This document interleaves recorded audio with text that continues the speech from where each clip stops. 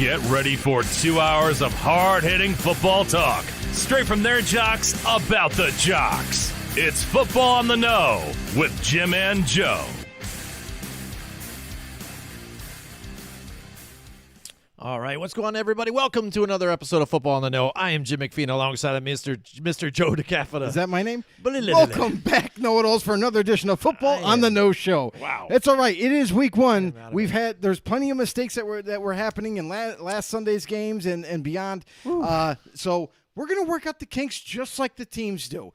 Hey, we make mistakes. They make mistakes. We're going to learn from them and roll forward through the season. We got a long season to go. We got 17 more weeks, so let's get it together, Jim. Yeah, absolutely. And as you guys could see, if you are watching us on YouTube and Facebook, I know the podcast people, you can't check this out right now, but we are under construction right now. We're getting the studio moved around, and it's situational, but we are going to get it fixed in the next couple of weeks here, so you'll see a newer studio. So stay tuned for that. I want to thank our sponsors out there, Johnstone Supply and Troy, Buck Environmental Solutions, Mohawk Honda and Freeman's Ridge Roads in Scotia, and also PPK, who just joined us too, also from Scotia, Glenville, New York. And Ray's Energy, buddy. I'm excited. I got some more Rays here with us, and we're trying out the brand new peach that's with us, right? Limited edition flavor, baby. Oh, yeah, peach. So if you guys are out there, Rays, check it out at repsports.com. Put our promo in, and it is Raise 'em Up. Put in Raise 'em Up, you get 15% off your orders. So. Also, they are running specials right now. You can get promo packs or a variety pack, if you will, and you pretty much only got to pay shipping. You get like 4 cans, I think, in the set, and then you get to enjoy and try out some Raise Energy. Great stuff. You don't get drowsy after you drink it. You definitely get some energy after it wears off. You're just your normal self anyway. Absolutely. You drink some of it, get through your day. Hey, we're going to drink it to get through the tonight's show. Yeah. And yeah, great stuff, really. All right, we got Donald Spence in the house with us tonight already. What's going on, Don? He says, go Raiders, the Raiders. Yeah, and that's the thing, though. This is week one. We were waiting for it to happen. Huge. And what's kind of funny is it started off Thursday night with some serious, like, explosive type of a really awesome game, a great matchup. And then, we had the Bucs and the Cowboys, and then even Sunday's matchups are kind of like a little mix of all kinds of stuff, man. It was some messy moves. There was some, not a lot of scoring. I mean, for some of them, the most it was part, kind of weird. For the most part, it was extremely competitive. All the games were competitive. Like, there wasn't any, like, huge landslide blowouts except for maybe the Saints game? The 49ers. What's funny about it? The 49ers, the Saints. Like, there was a couple of games mixed in there where it was, like, all one side. It was like a landslide. But other than that, I felt like a lot of the games that we got to witness, we thought were going to go, like, kind of heavy one way or the other. And instead, we got, like, really good games, a nice battle all the way throughout. So, we'll see what week 2 brings us, but if there's any indication what week 1 is about, if that's for the rest of the season, then oh my God, we're in for a ride for sure. Donald Spence says he misses you, Joe, and Paul Matty, what's too, up from Florida in the house? What's going on, Paul? Absolutely, yeah. Welcome to the show. Great matchups to start off the week. Some craziness on Sunday, and then even last night's barn burner was pretty insane. I was jumping off my couch multiple times. But, Joe, let's get right into it. Let's take a look at that first game, and that was the Tampa Bay Buccaneers and the Dallas Cowboys. What did you think of that game so far, and how the Cowboys performed in that one? I mean, honestly, like, for me personally, like, I actually didn't give the Cowboys the time of day. I'm being honest. Last week, I thought for sure that Tampa Bay was going to just kind of run away with that game. Maybe it was going to be a little bit slow in the beginning because both teams got to feel each other out. But in the end, I thought the Buccaneers were kind of going to run away with that game. And instead, what we got is a great opening kickoff game, a great primetime game. Tampa Bay and Cowboys, they were in it, slugging it back and forth. There was plenty. If you're a Cowboys fan and you were kind of like a little worried about that game facing the Super Bowl champions, listen, if this is any indicator for the rest of your season, it's looking pretty good. I mean, the defense played pretty darn well, better than I expected, and their offense with Dak Prescott coming back, it looked like he definitely wasn't 100%. You could kind of tell that, but he showed enough to where now you can kind of be relieved. You can have some confidence in him going forward. So offensive line, I feel like the Cowboys played extremely well. I mean, Tyron Smith lasted all game, which has got to be, a milestone. So the offensive line held intact, and the receivers did what they had to do. Dak did what he had to do. And here's the interesting thing, though, about that Cowboys game is we witnessed Zeke not get as many carries as Pollard as the game went on.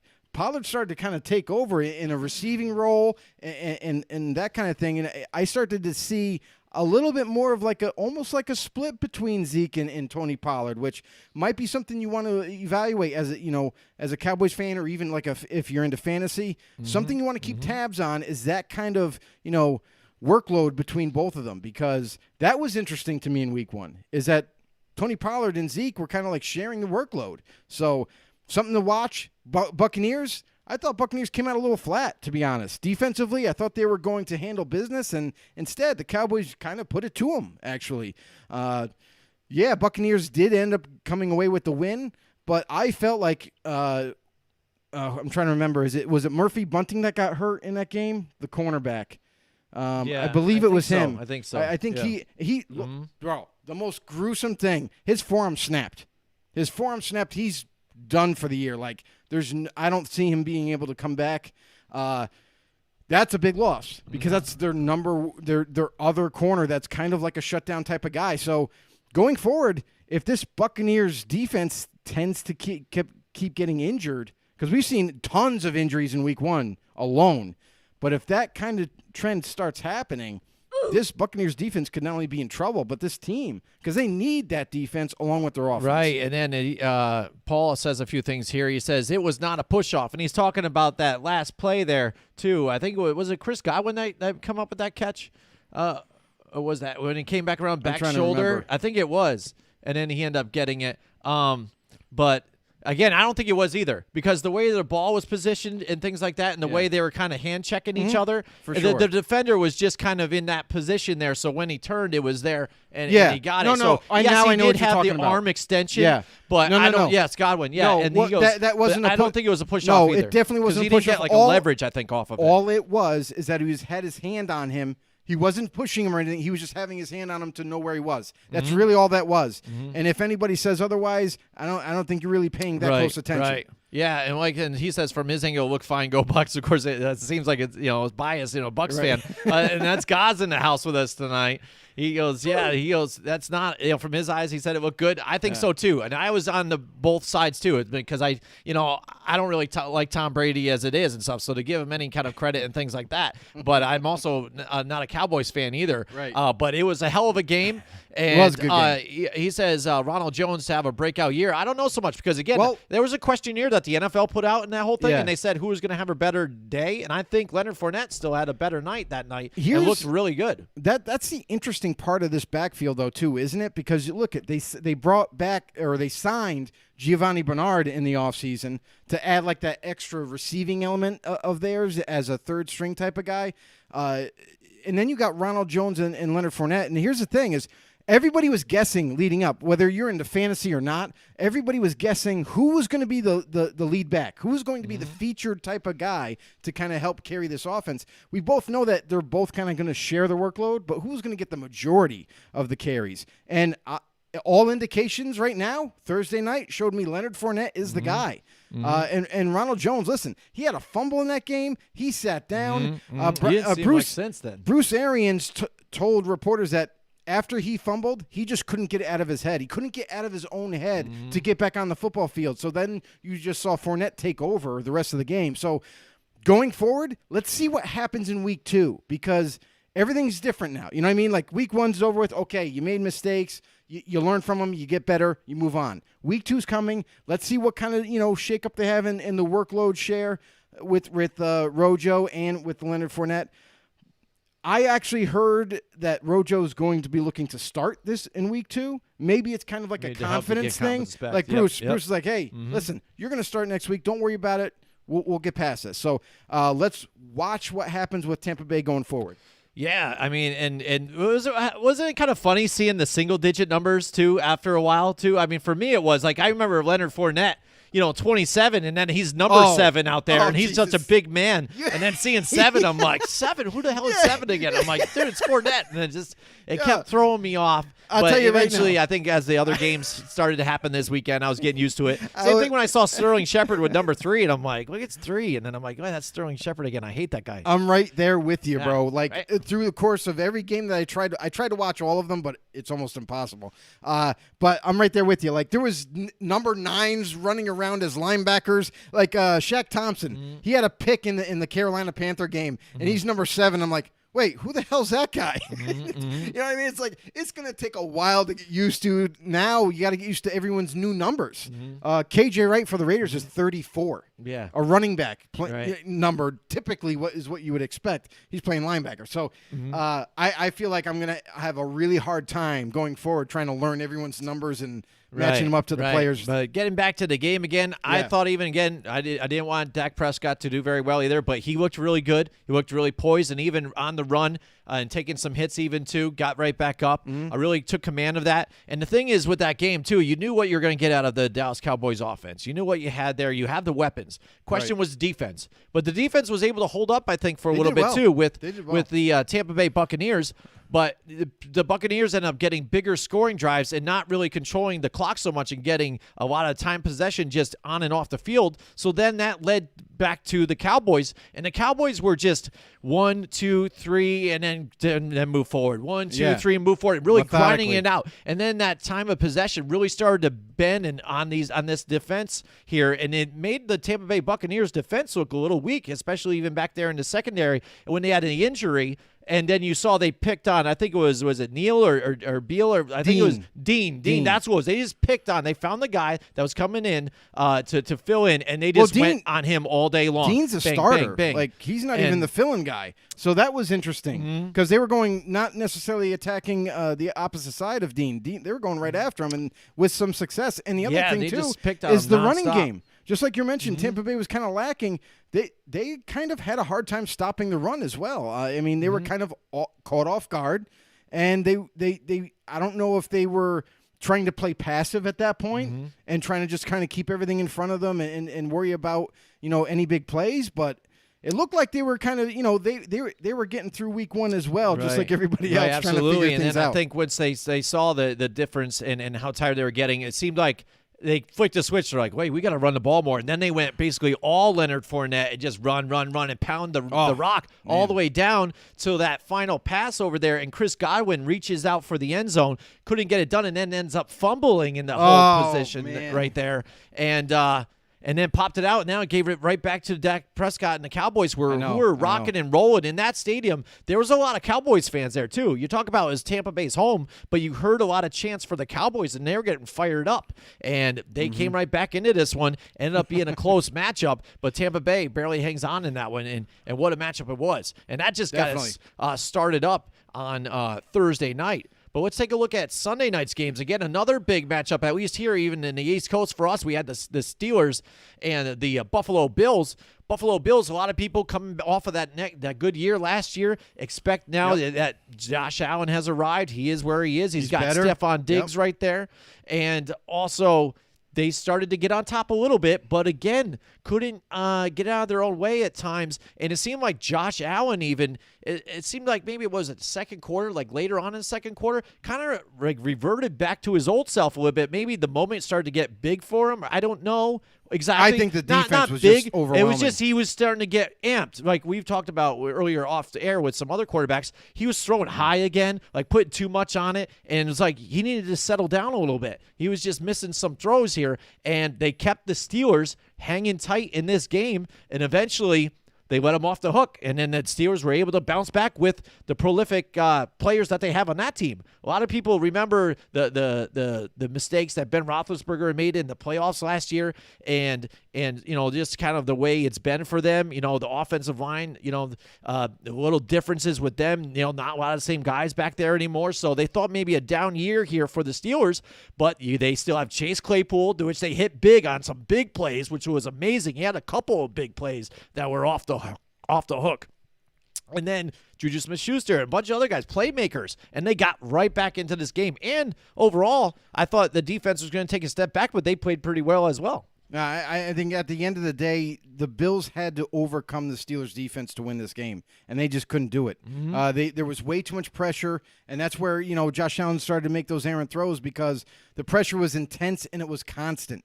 There was no break for him to be able to relax, and because of that, you started to see those errant throws, and you started to see him get rushed, and them not. And it almost seemed to me like the Bills' offense was trying too much to attack down the field, and take what they're giving you. Like, bottom line, like if they're locking the deep ball down and they're not allowing you to throw deep, take what they're giving you. Throw a 5-yard pass, throw a 10-yard pass, work it down the field slowly. And the Bills just didn't find the right adjustments throughout that game to overcome that defense. And listen, we already knew the Steelers defense had a pretty darn good defense. They added to that defense, and they look as sharp as they have ever have. So Ben Roethlisberger in his return, healthy yet again. He's feeling good. He's got got a couple of receivers that he can rely on. Deontay Johnson looked like a guy that can actually catch the ball for once. So maybe times, it'll yeah. continue. We'll see, because I'm not buying into Johnson just yet. It's only week 1, but we'll have to wait and see and monitor that as we go. But in the end, the Steelers come away with this one, and the Bills are now 0-1 to start the season. Looking forward to week 2. Yeah, Paul Matty says the Bucs have the best wide receiver crew in the league. I mean, yeah. That is correct. It's definitely debatable. Debatable right there. For yeah, sure. Absolutely. And he says, love how the Steelers stand behind a head coach. Okay. I mean, I guess that means, yeah, they've been with Tomlin. But then also Tomlin. history shows that they do, though. They don't change over the head coach a lot with that franchise. Yeah, they really don't. And the funny thing is that as long as whoever their head coach is, as long as he's not creating a problem for them, he's going to remain the head coach for a long time. Mike Tomlin, to me, is not the best head coach in the world. More like a player's coach for me.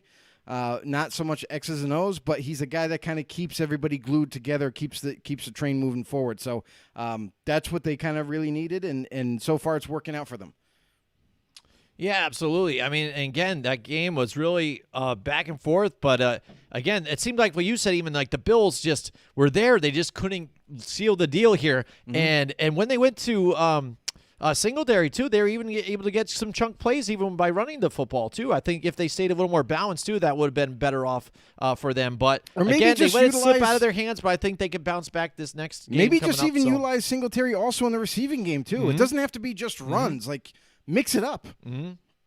I don't know. To me, it was interesting. I just couldn't believe it afterwards. I'm like, they're going to let these guys back in this game, and Buffalo then boom, there it was. Buffalo just gone. didn't handle business and do what was, what I mean? They didn't attack what was there to be able to secure that win. Yeah, absolutely. All right, let's take a look now at the New York Jets and the Carolina Panthers here. Yeah, we had Sam Darnold. Here's the revenge game. You get it? And what a way to do it, though, when he gets off early in the game and bombs it to Robbie Anderson, a former Jet as well. And then Zach Wilson ends up throwing 2 picks early on. It was looking horrible for the Jets. But they were able to bounce back a little bit, too, and get back into this game. But by then, it just wasn't enough for him. Christian McCaffrey doing what Christian McCaffrey does as well. And that's not the only thing. The Jets also lost a big key component to their offensive line. Mekhi Becton went down. It looks like he's going to be out for several weeks, maybe like 6 to 8. So they're going to miss out on their left tackle for at least half the year. And that's a big blow. Like they needed help across the offensive line, which they did do and they improved on via draft and free agency. But now you lose your key component at left tackle. Who's going to step up and take that role now? And are they going to be able to hold it down? I don't think they have much depth behind him. So, good Lord. I feel bad for Zach. Sounds like Zach Wilson. Good thing he has some legs because he might be running around a lot more often going forward. And the Panthers, listen, they took care of business. They're one of the youngest teams, second youngest team in the NFL, average of 24 years old. Sam Darnold gets inserted into a very young team that he can grow with, a lot of weapons at his disposal, a better offensive line and all that, and not to mention CMC's in the backfield. But their defense is young. Their defense is up and coming. This team could be a nice, sneaky team to wreak some havoc the rest of the season. So watch out for the Panthers. Absolutely. And Paul says, what do you guys think of Carolina's mixed reality Panther pregame CGI? I thought that was pretty neat. I like it. I think the team should do some more of that as well. I think it's a pretty cool thing. I think overall it looked fairly, like realistic as it could. Right. But I think that just amps things up even more. What a trash talking way to get your thing going and stuff like that. I mean, that thing's awesome. And they want to talk about trying to get children more involved too and things. And I am really against the Nickelodeon type of slime deal or whatever and crap that they do, especially when they get these actor comedians from Nickelodeon that don't even know football, but they're there to talk about it and trying to do their dumb comedy shtick and all this other crap.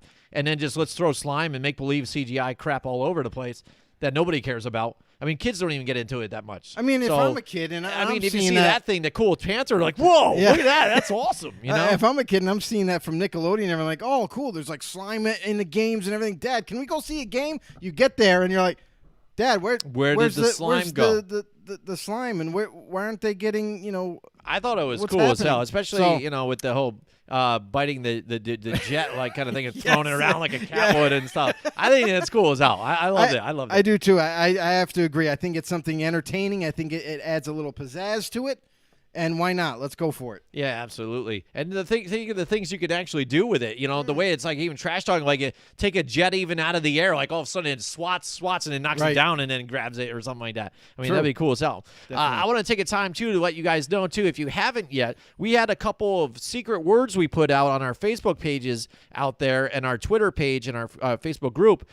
Secret words, you had to find those 2 words in the past 2 weeks, and you put them together. If you can comment them in our comments right here on this live show, you can win a gift card to Paisans Pizza. And the thing is about this thing with Paisans, I mean, not only are the greatest pizza chains up here in upstate New York, they have one in Albany, I think they have one in East Greenwich, they have them all over the place, yeah. But I mean, football season is pizza season. Everybody knows that. You go, the big game the big game at the end of the year in February, you're getting a pizza, you're getting wings, stuff like that. What better to get from Paisans? College football's up. It goes good with pizza too, and Paisans. Definitely.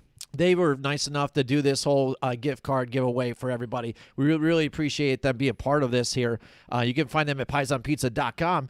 And also put those right there in the comment. Get it done. And if you don't live around here, they are part of, I think it's it's like Gold Belly. Yeah, and they will be able to deliver you their delicious food, whether like Paul, if he's saying from Florida, they will deliver it to Florida to you right now. You can get wonderful Paisans Pizza shipped to you through Gold Belly down to Florida if you win this right now. Yeah, they freeze their pizzas ready for delivery. They're ready to be sent out. And by the way, the funny thing is I stopped in a local Walmart today. And I got me some Paisans Pizza. They got it in the case. Nice. I bought some Paisans Pizza, brought it home, enjoyed it for the game and everything. It was awesome. Oh, absolutely. Excellent. So thank you so much from our friends at Paisans. So let's get now to the Jaguars and the Texans. Now this game, again, I didn't think much of the Jaguars coming in this season. I thought there would be some growing pains. Definitely. But we have also dogged the Texans so badly. And we just immediately, I know this is what happens, I think, sometimes. We wrote them with me. off. I wrote them off. No, we both wrote them off. I did. You did too. Yes. You're right. We did. We were really, shaming on the Texans. We even had Texans fans that are part of our group that are friends of ours. That's right. And they were even like, our team just sucks. What are we going to do? And then they met Jacksonville. And what Urban Meyer has brought to this team. And it is looking as sketchy as maybe we thought in the offseason here with some of the issues that they had. Trevor Lawrence didn't look so good in the preseason as much. Right. And we saw more of that during this game. It looked pretty bad. They started to get back a little bit in this game and get some chunk stuff back together, after the fact. But by then, the damage has already been done. And how about Tyrod Taylor? And this is the one thing that everybody was looking for and what Houston was hoping that he could be. Everybody's looking for that Tyrod Taylor that was back in Buffalo, who didn't turn the ball over, was very secure. And for a time when he was there with the Chargers, started to get a little bit of that, but then had to puncture ribs. Yeah, so then never injured, really got another chance to go in, especially when you had Justin Herbert there waiting in wings there to start over for you. But But then we had the question, who was going to be the main running back in this backfield? Yeah. And that Yeah, was 4 of answered, them. I think, at least for this point. It was Mark Ingram, at least this week. But who knows? Maybe it'd be somebody else next could week. change. But he lit it up, too, for this team. And it was a total surprise. I was blown away. But again, now there's questions with both of these teams now. Are we buying in on what the Texans can maybe pull off here? Will there be a trade down the line here, and what will it be, and what will it entail with the whole Deshaun Watson? And do they just work out another deal with Tyrod Taylor long term?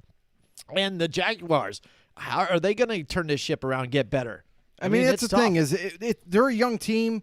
Listen, they just drafted Trevor Lawrence. Trevor Lawrence is going to need time to develop, just like every other rookie. That's like what Paul just said. Some are going to be more successful than others because of the situation that they're in. Like you look at like a Mac Jones, who flat out won the starting job and fits that offense to a T.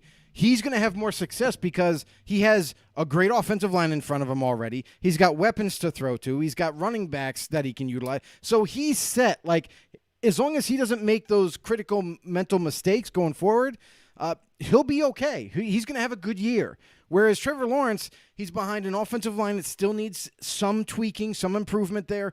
He has a couple of weapons that are pretty good, but Trevor Lawrence isn't 100% ready and able to attack this NFL just yet.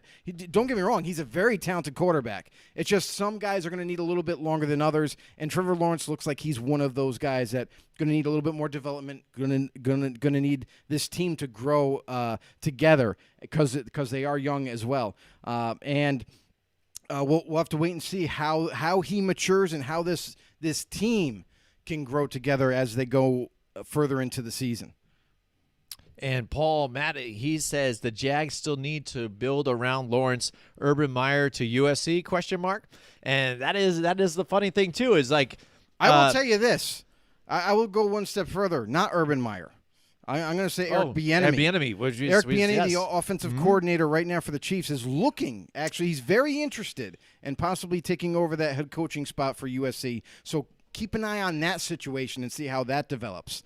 I don't know if it's the type of thing where he can leave right now. You know what I mean? Because that's going to be something interesting, too. Like, I doubt he's going to just jump ship right now from Kansas City and be like, oh, yeah, I'm going to USC. But I don't know how USC is going to handle this. Right now they have an interim head coach, and they very well might just wait for the season to end, and then maybe Eric Bieniemy gets a phone call and gets that's shipped the out funny there thing too is interview. After everybody has said this guy's got to get a head coaching job in the NFL and stuff like that, and now you're hearing that he's looking for college now. How about that? This guy can recruit maybe. But you know what? That's the funny thing too is now you might have a competition between college and pros. Pros is definitely a lot more stressful. I mean, not to say college isn't, but the play level, everything is just heightened more in the NFL and a lot more stress. A lot of hard decisions that you got to make. But in college, it's almost like when you are the head coach, it's like you are a football god on campus. You know what I mean? Like you're treated very well, you're paid extremely well, and you get to mold kids into what you want them to be. You know what I mean? Like if you're an offensive coach or defensive coach, you get to teach them and to mold them into what you want them to be. Whereas in the NFL, you're dealing with grown men, which there's not much you're not going to be able to tell them too much, what to do in terms of like changing how they play type of deal. So a little more flexibility that way in college. Yeah, and then when he brings up Urban Meyer, I mean, this is the thing a lot of people have been saying about him in this year, coming from the college rankings, being a head coach. We've seen many come from college and fail, Chip Kelly, things like that, right, and not be able to do it. And Nick Saban. Nick Saban, and you see Urban Meyer early on, he goes, wow, this is different. I'm so used to being in people's, living rooms and recruiting this way. The NFL's different. I don't know if I can handle this so much. And this is this and this and this. And then being very transparent with other things. Yep. Getting Tim Tebow, wanting to get this running back here at the ETN. And then I want to make it a wide receiver. But then I don't know. And now everybody, again, after this loss, and what you're hearing out of Jacksonville, again, is a lot of players still not sure, even buying in on his system and him. A lot of people are wondering if this is going to be a one-year deal for Urban Meyer, and is it going to be because of the Jaguars, or is he's just going to fold and say, peace, I'm out? And here's the thing, too. This is what kind of confused me when Urban Meyer took this job in the NFL. I thought he was done with coaching altogether. He had medical issues back in Ohio State. That's what made him leave the game of college football, pursue a career in the booth, and then all of a sudden you heard murmurings of Urban Meyer coming back to not only head coaching, but also to head coach in the NFL, which is a completely other step for coaches coming from college. We've seen very, very few college coaches have success as head coaches in the NFL. And Matt Rule is one of them. Matt Rule is one of the few guys that came from college right to the pros, and so far has been pretty darn successful with Carolina, I feel like, in 2 years.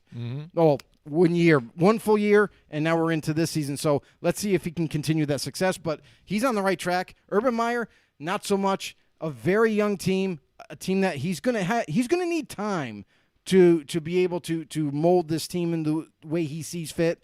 And yes, they got a few key players that did go down out for the year, like Travis Etienne, and that's a big loss, I feel like, because that camaraderie that Trevor Lawrence had with Travis would have been a nice connection for him, kind of like a security blanket. Could have dumped it off to him, and then he could have took off like a jitterbug. So let's wait and see with the Jaguars. Yeah, week 1 was a little bit of a disaster. Let's wait and see if they can collect it, get it together, and move on for week 2. Maybe they'll be better, more prepared. Absolutely. Yeah, it looked really bad, so hopefully they can turn around. All right, let's move it up to our next matchup, and that was the Tennessee Titans and the buzzsaw that they ran into, Kyler Murray and the Arizona Cardinals. Again, Joe, you and I, we picked the Cardinals to take the division. They didn't know they were going to jump off this game really that explosive. We thought this was going to be a close game. It was tough when we were doing our picks. Like, man, we really like Arizona, but it's the Titans again, and are they going to be that same offense? And that's the question we had with these guys. Are they going to look the same with the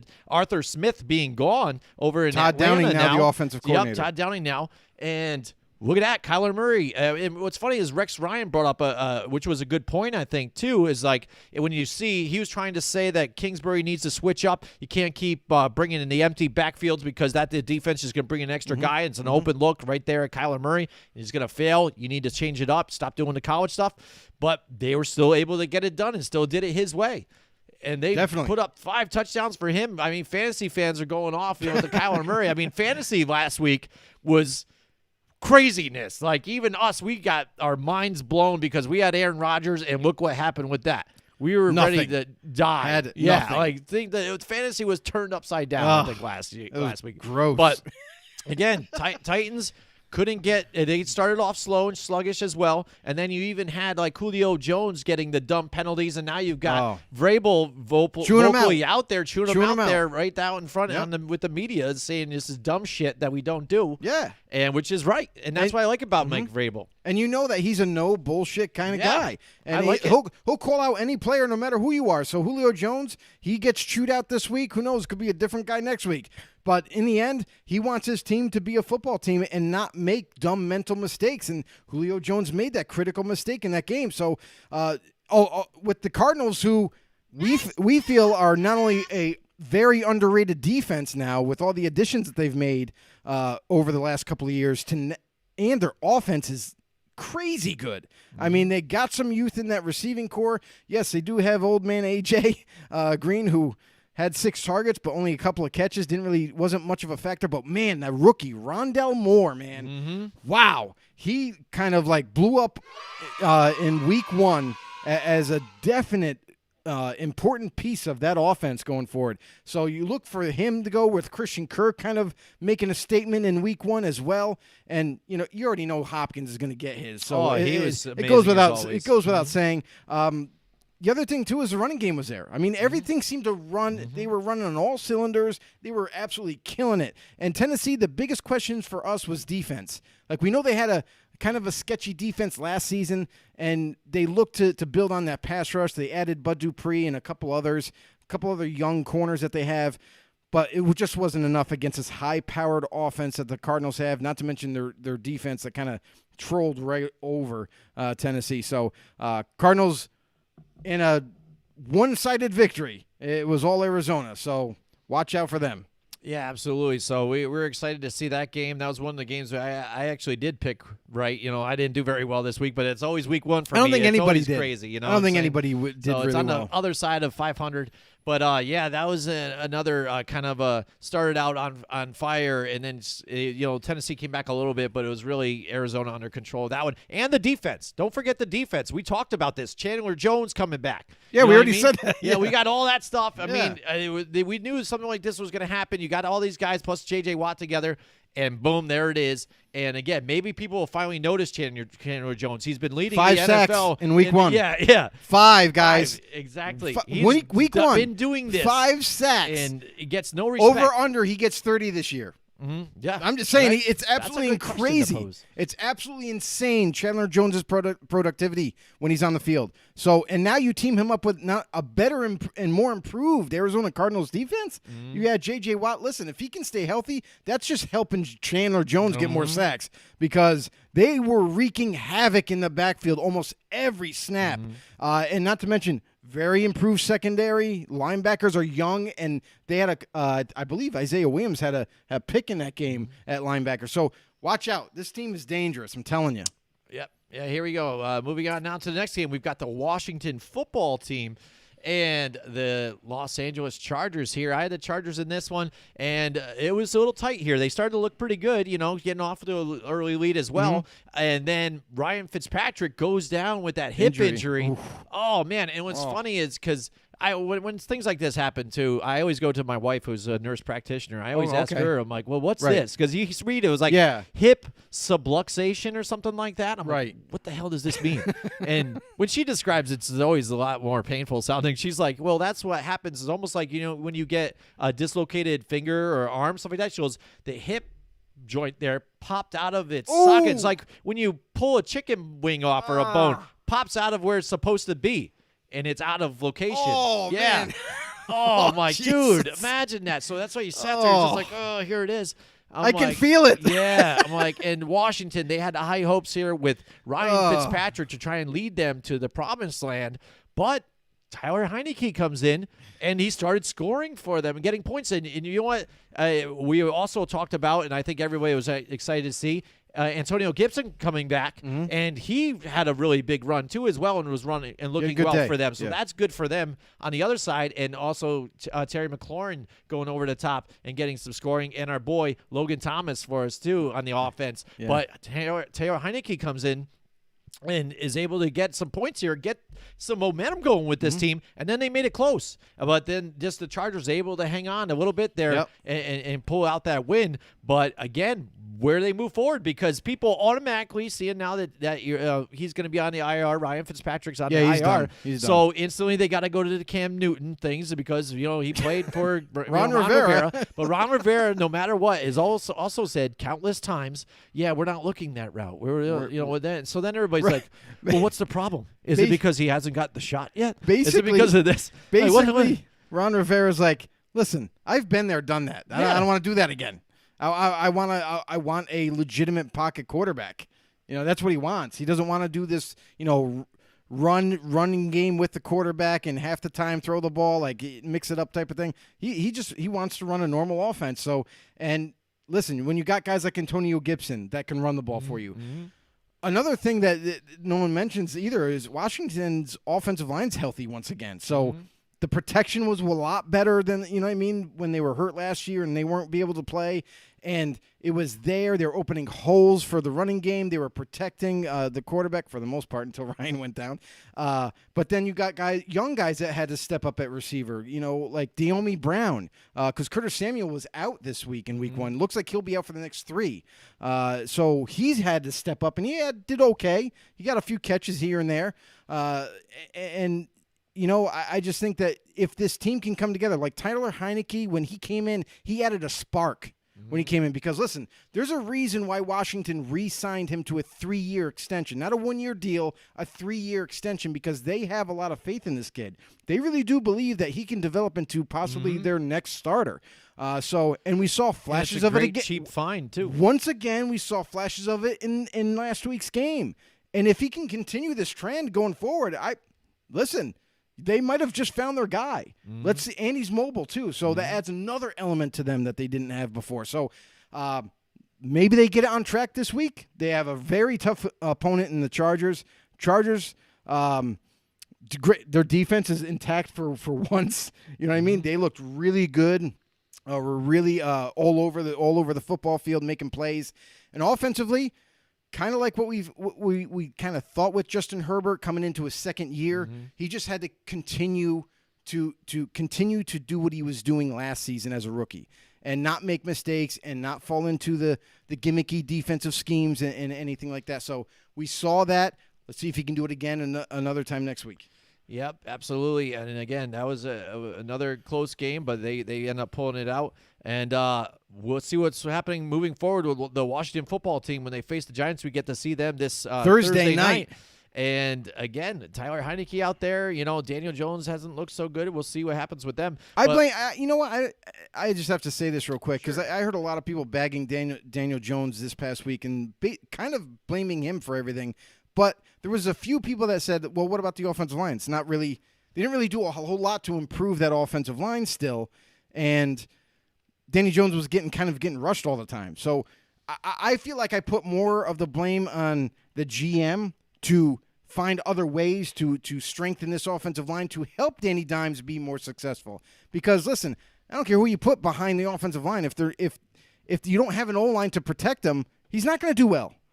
So until the Giants do something about that offensive line and kind of strengthen it somehow, whether you go and grab some old free agent offensive linemen and put them into the lineup and see what happens, I can't really blame Danny Jones just yet. I know he's got more weapons, but that offensive line looked pretty rough in week one. You want to talk about an offensive line that kind of looked rough, and I'm talking about the Eagles and the Falcons. The Falcons game, that was brutal to watch. I think that's what set my Sunday off into it. I was in a bad mood kind of on Sunday. I think that's partially what had happened here. Because, again, I did not want the Eagles to play fairly well because, again, I am a Giants fan. And in the Falcons, I thought they had enough even offensive power here on to get something done here with the Eagles, and they looked putrid. They just couldn't get it done all together. Whenever they did have an advance, it got called back because of penalties. Yep. And that's what we saw a lot this first week anyways. And that's what shows you attributing to the fact that they don't start these starters in the preseason now, especially with limited games. Reps. You need reps. You need reps, and you get those mistakes, and you look sloppy and things like that. And you could see that. You're gassed a little bit with some of them, not used to that fast pace. So then linemen are holding constantly,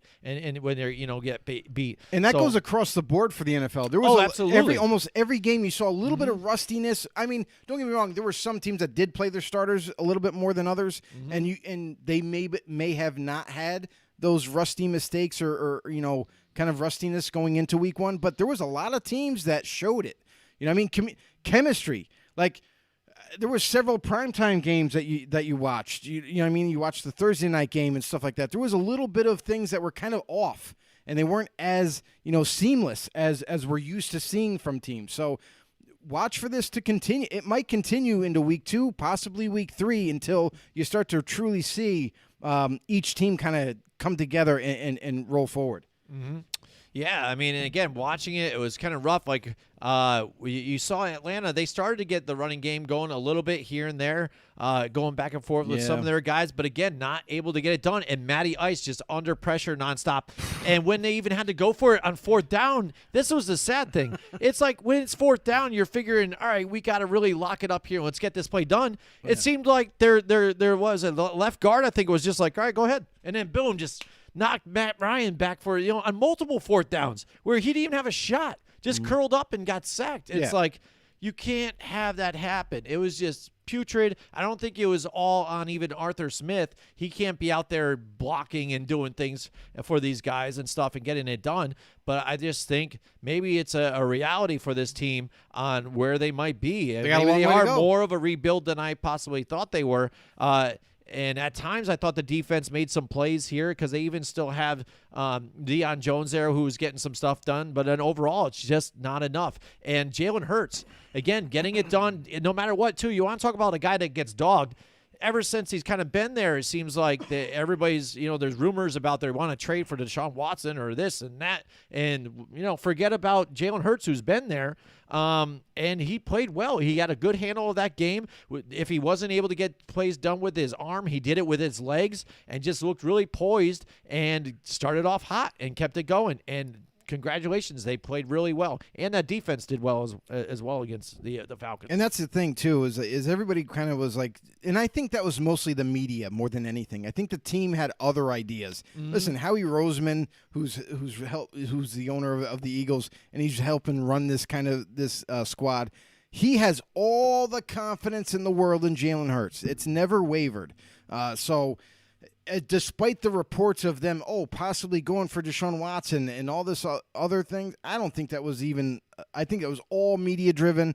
I think they're comfortable with Hurts. They like him as their starter with all these young weapons that they have now. Look, Devonta Smith had a hell of a day as a rookie, and then Jalen Reagor had a good day. So, like, they got some young weapons. They got an offensive line that's turned into a young offensive line and pretty good. You know, Jordan Mailata came over from rugby a couple years back. You know, now he's the starting left tackle, and he performed really well with some massive blocks. And this Eagles offense looks like it's a legit offense. It looked really good, as far as week one is considered. Defensively, as much as I felt like the linebacking core was a weakness, they were playing Atlanta, though, too. You got to keep that in mind. It's not like they played a juggernaut. The Atlanta Falcons definitely have – listen, when they moved on from Julio Jones and everything, rebuild mode is already kicked in. Mm-hmm. Like, they still have Matt Ryan, yes, but they need to start rebuilding this team overall. We know they got plenty of holes on the defensive side. You know, that's all residue left over from Dan Quinn. And then offensively, they got to rebuild that offense. That offensive line needs some retooling. Mike Davis, I think, is a very underrated running back, but until you get the passing game going, he's not going to have any running lanes to run, and you're going to end up one-dimensional throughout the year. And he looked really good in the passing game, too, as far as that happened. But then again, when you have holding and it goes all the way back, it negates the whole thing. So it was really rough. It was tough to watch. It really was. Let's see if they can improve next week. You know, but what really isn't tough to watch is my friends over at Mohawk Honda here. Because you know why? I drive by there. I work on Freeman's Bridge Road. I drive by there, and I see the inventory that they have here. You know, a lot of dealers out there, they want to come in, we got the trades right now. You'll come in, bring your vehicle in, we'll give you this and blah, blah, blah and stuff. But you know what? Their parking lot's not full. Like Joe said before, you see a couple of cars up front, but then behind there, it's an empty lot. You know what I'm saying? We got this, we're this. But Mohawk Honda, they've got tons of inventory, the cars that you want. You know what I mean? You go in there, everybody loves a Honda. You know they're reliable. You're not going to kill them. I drive a Honda. You 100%. know, Joe, I think, drives a Honda. You know, a lot of people have Hondas out there, and, you know, because they're reliable and they work. And you know what? When there is a problem, there might be one, Mohawk Honda take care of you as well because they've got excellent service there, and they'll get you right in, right out, and take care of you. And then also, again, like I said, you got your trade-ins. You can take that cash. They'll give you the top dollar for it. Mm-hmm. And also, they have this exchange program where if you're in a payment right now and you want to get out of the payment that you're in, or you want something newer but have that same payment, they can exchange that and get you to a newer car and get you roughly the same payment. So things like that, and that's what we do at Mohawk Honda, where they go out of their way to please you. So check them out at Freeman's Bridge Road in Schenectady or MohawkHonda.com. That's right. But you want to talk about another team that played well or something that goes out of their way? It was the Seattle Seahawks here again, and I picked them to go last in their division, but I knew there was going to be a tough division, so I knew they were going to fight this one tough, and this was a tough pick for me. I think I overall went with the Colts, but Seattle jumping off on top, and you know, people would talk about, you know, DK Metcalf here and there, but it was the Russell Wilson and Tyler Lockett show right there, getting it down in bombs, baby. You know what I mean? This is, some people forget, like we talked about it with Russell Wilson. He was in MVP talks last year, like early on, but then kind of tapered off because of the way the team was struggling altogether. Yeah, and he's in the conversation. Look at the ability that this guy has. You know, the bombs he was dropping, and not even making moves with his legs, the deep arm throws, and hitting Tyler Lockett right on the numbers and things, just putting on a clinic against that Colts team. Definitely, and you saw some flashes with the Colts, but overall, the Seattle Seahawks really took it to them. Chris Carson had a day, Tyler had a day, DK had a day. Everybody included, they just were firing all cylinders, and there wasn't a whole lot the Colts could figure out to try to combat that, and that's why they ended up taking the L. Mm-hmm. Yeah, absolutely. Not much to say about that game. It was just tough for the Colts. Like another game I'm a little. that was tough for them to watch. I will say this: I'm kind of disappointed in terms of like the Colts' pass defense. I thought it would have been better, but then again, you look at that roster, and it almost seems like they declined in the cornerback position. They're not as strong as they once were last season. So going forward, I hope that their offense is going to start to uptick and get a little bit better, because they're going to have to stay ahead of teams, I feel like, in order to win the way last week went. Absolutely. All right, let's move on right up to another game that went right until overtime. Imagine that, because, again, I'm watching this game, and I'm like, oh, these Bengals for real? I mean, but then I'm like, here come the Vikings, though. And they brought it right back, and I'm like, oh, the Vikings tie it up in the last second, like the last tick to go into overtime. I'm like, here we go. We've got a game, and now here comes Kirk Cousins and the Vikings. Right. They're going to come back and get this thing and steal it away from the Bengals, because that's what happens with Cincinnati a lot. They just got, that at the very end cloud hanging over them. And the Vikings had their chance again. But then the Bengals and Joe Burrow get it done at the end, get a win. It's exciting for the team. And we saw Jamar Chase actually catch the football, too, as well. Yeah, I mean, he was really concerned about the stripes in college on the football versus the nose stripe. I think it's kind of – I think he was just going through, mentally. I think it was more like a mental thing for him that he just had to get over. And sure enough, we saw proof of it in week one. He can catch the football, everybody.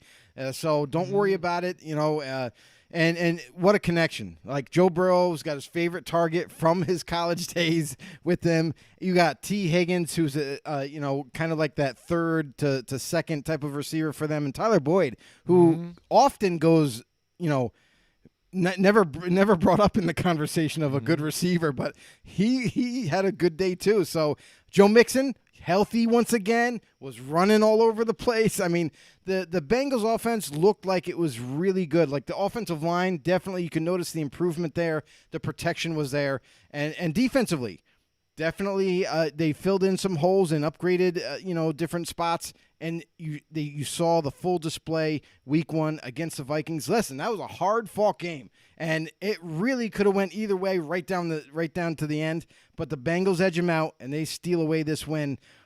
Vikings, they look to get back on track next week after a very tough loss that they had to take in week one. Absolutely. It was a slow start for them, but it seemed like they started to get some stuff together. But again, a little too late. And the Bengals, they're one of those teams that were up and coming. They're a sleeper team. Last year, it just I think what stifled them was the injury to Joe Burrow. So 100%. So exactly. So now he's back for another season. Hopefully, they can string together some more wins. Yeah. And they're on the uptick right now. Yeah. You lose your starter at quarterback, you're pretty much done. Absolutely. So let's look at the San Francisco 49ers and the Lions here. San Francisco jumped. They pounced on the Lions. You talk about Lions pouncing. The 49ers pounced on the Lions in this game, and they got off to a big lead. The Niners' kneecaps didn't get chewed off in this one. And rolling. Yeah, where was Dan Campbell in the Where were you on that one, Dan? And let me tell you, though, the Lions clawed their way back into that game, though. You want to talk about that, some more stuff. But also, a lot of it was just some pivotal mistakes. And I talked about this earlier, where turnovers was, it's always the key to the games. It really is. Time of possession, turnovers, because when it happens, that decides the whole game. We saw it in a lot of games this year and this past week. And this was some of it that got these teams back into it. We saw it, on the Monday night game. We're going to get that in a little while. But San Francisco was there, and then again, a turnover late. The Lions get it back again, and they could score back again. And they brought it back close, a couple of onsides, and we're right in this. But they fought hard. But overall, the team that we thought was going to win got it done. Yep. And moving forward, again, everybody's still wondering, like, well, what's going on with Jimmy G and Trey Lance? Because the thing you got to see this week, too, which I think was kind of we've seen it a little bit, I think, in the league. But I think this year, the most on week one is we saw multiple teams use multiple quarterbacks in their offense, together, just sprinkled in. Which I think is terrible. Yeah, I thought it was interesting. Didn't you see it was more like the college play? Like, we'll put this guy in this situation, put this guy in this situation, now pull the guy back out. We saw it with multiple teams. Yeah, you saw it with the Dolphins. We saw it before with, like we always see, the Saints do it or whatever because they have they got their gadget guy. Right. Yeah. But now you saw it with the teams that even had the question marks. That's what's the funny thing. It's almost dangling out there. You saw Trey Lance a little bit. You saw Justin Fields a little bit. And you got to see it mix up a little bit, back and forth. The Dolphins did the same thing too. The same thing. They brought Jacoby Brissett in because it was a short yardage play, and they wanted him to take the quarterback sneak. Mm-hmm. And I feel like that move right there, they didn't really utilize Brissett that much, but they utilized him there because they didn't want Tua to get destroyed. Taken out. So I kind of get it, but it's also a giveaway for the defense, isn't it? You know what I mean? Now every time you see Brissett come in, and it's short yardage, you would imagine that it's a quarterback sneak. So have to wait and see how that all works out. But yeah, there was listen, Chicago Bears, they brought in Justin Fields, and I'm sorry. I'm calling for Matt Nagy's head. I really am. I know a lot of Bears fans already have been, but I'm calling for it right now because you made the decision to start Andy Dalton this season when Fields literally outplayed Andy Dalton in training camp and the preseason. Like how do you do that? Listen, if anything, you decide to have Justin Fields as a starter, even starting next week, okay? If he was to do that, that's going to extend your ability to be the head coach for Chicago. Mm-hmm. But your decision was to stay with the veteran quarterback who is not that explosive. He doesn't add that extra element that Fields does. And listen, when you saw Fields go in to play, the team just all of a sudden took another step higher. They went up another level. You know what I mean? You're adding that mobility, the smarts in his arm and all that. It seemed like the team just played better when he was on the field versus when Andy Dalton was in there. So I think it's a terrible decision. I know I've said this other times, but I hope for Matt Nagy's sake that he does make that change very, very soon because I feel like this could be his last season if he sticks with Dalton all the way through. Yep, Dalton, sit down. Yeah, that's what I would say there because, again, he just even didn't look so hot in that game. I think this interception, wasn't totally his fault altogether. But again, you see what you saw in the preseason, and it's hard to try to defend all that. Paul says the two-headed monster never works long-term, in my opinion. No, it doesn't. I think, no, exactly. It doesn't. Even in college, you kind of see it where it doesn't even work, even though I'm a Michigan fan, and I saw it a bunch of times where they try to put Denard Robinson in back and forth and things like that, and they never get a rhythm. Everybody talks about trying to get a rhythm down, and also when you try and do a gadget play, like most of the time, I don't even know how it works sometimes with the Saints, but when Taysom Hill was going in, I was almost guaranteed he's just going to run it. I'm like, the team's definitely got to be like, well, he's running this, so we just got to tee up on him. Right. It's a given. So you got to. And I understand, if you have multi-tool type of quarterbacks, but when you have that type of thing where the not only your players are on board with the younger Fields and what he's doing and not Andy Dalton, but even the fans as well, it's kind of tough to defend your situation. Also, like when you said, it helps save your job too as well. Yeah, Michael Guerrero's in the house. Michael Guerrero's in the house. That's right. He says Raiders 41, Pittsburgh 24 is his prediction for Week 2. Appreciate you, brother. Thanks for joining the show. Yep. He says, great show, Jim. Oh, actually, no, he always does. He loves our show. We love Michael Guerrero as well. I'm going to give him the DJ horn. There you go. 41-24. That is insane, though. That's a bold prediction. That was a tough game that they just put out here too. But 41 points on Pittsburgh. I mean, that's going to be tough. Mike, too. I love you, bro. I know you're a Raiders fan, just like I am. But here's the thing: is we have to go. It's a 1:00 game. We have to go to the East Coast into Pittsburgh. And we are injured as well. Like, we're missing a couple of offensive linemen that probably aren't going to make it next week. And there's other Robert, Yannick Ngakoue. Yep. He looks like he has a long-term injury. We're missing Denzel Good, our right guard. So there's several injuries that we have that we're missing that I'm not 100% confident that we're going to march right in Pittsburgh and just kind of roll all over them. I don't think they're going to, roll over for us. So I think that's going to be a hard-fought game. I think it's going to be a close game. And hopefully the Raiders do steal that win too. All right, here, let's take a look now at the Cleveland Browns. They were taking it to the Chiefs. And again, they allowed them to come right back here, the Kansas City Chiefs. And that's one of the teams I think also. I watched this game. I can't. I just can't. How do you do this, Cleveland? They do. You had the like Chiefs all too. game. Mm-hmm. You had the right game plan. You were attacking them. You had the lead the whole time, and actually early on you had an extended lead. Mm-hmm. You just let that not only all slip away, but it's almost like you just kind of gave up towards the end.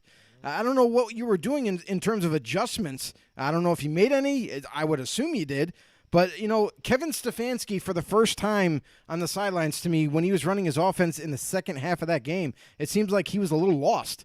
I mean, I know he wasn't, but it just felt that way or looked that way. It looked like he didn't have an answer for whatever the Chiefs changed up on defense, and vice versa for the Cleveland's their defense going up against the Chiefs' offense. I just don't know what happened. The game got away real quick in the second half. They gave it up.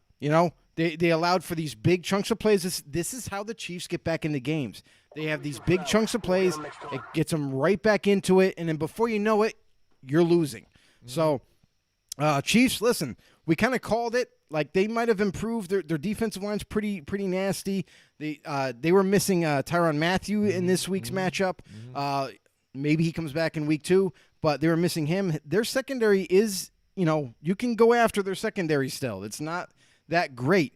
So look for any team that does play the Chiefs. They're going to have to try to stay ahead like Cleveland did, but you're going to have to maintain that defense and keep disrupting their offense. Yeah, you got to keep the pedal to the metal. And the thing is, too, and then Can't they let just up. let them back into it, and then comes the mistakes. And we saw on that punt even, too, where it just made a bad situation worse to where that was done. That was the nail in the right there. it. That was it. That Not kinda only screwed him. and that's all on the punter, too. It's not even just a team, this and this. Yeah, he just dropped it. Mishandled the ball and then just ran around a bit and took the tackle and stuff. Yeah, and he couldn't punt it after that. He couldn't after that. But it was just done. It's a dead play. Once you've screwed up the handling, it's done. Oh, And then you're looking at, because that's the thing too. You're in control, because that's what Right. I think is always tough with some of these games where the balance changes so much. 'Cause Momentum if you're shifts. in the momentum and you're in the lead and you got it, and then you kind of feel it starting to switch on you. And then now you've got to switch up to a different gear and be like, oh, now I got to play from comeback. And when the Chiefs went up now after that, and now it went to the Browns offense, and then the pressure's on them, and then they're really bringing the heat against the Browns. Then it's tough to get yourself fueled back up into that when you had Definitely. that kind of lead. Now to get amped up to now we got to charge forward. As far as Kevin Stefanski goes in that offense, you have to remain poised throughout the game. You can't let the momentum shift or the crowd get into your head or anything like that. You got to just handle business, and you have to make adjustments. And I didn't see too much of that when they were behind. Like, do what's working for you. You don't listen. You had Kareem Hunt, who could have literally decimated the Chiefs' defense in the passing game. Like, they did it a few times, and with great success. Why not continue that to get back into the game? You know what I mean? Why not attack those areas that were working for you? So I think they tried to rush it. They tried to get back too quickly, and that led to poor plays and poor execution, and that's why they didn't come back and win that thing. Let's take a look quick here at the Patriots and the Miami Dolphins.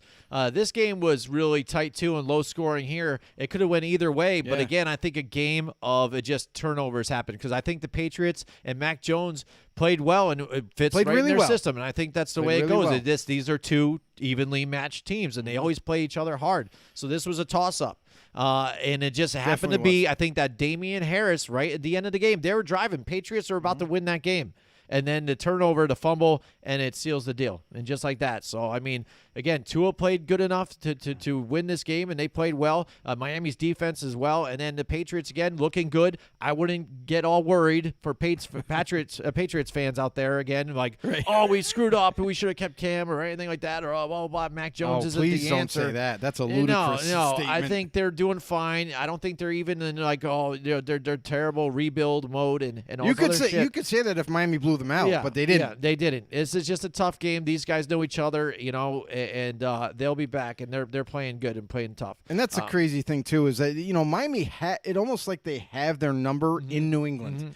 Like they just kind of figure it. They know. Listen, Brian Flores does a great job of game planning against his old team, the Patriots. Listen, he knows how Bill thinks, and he knows that team so well.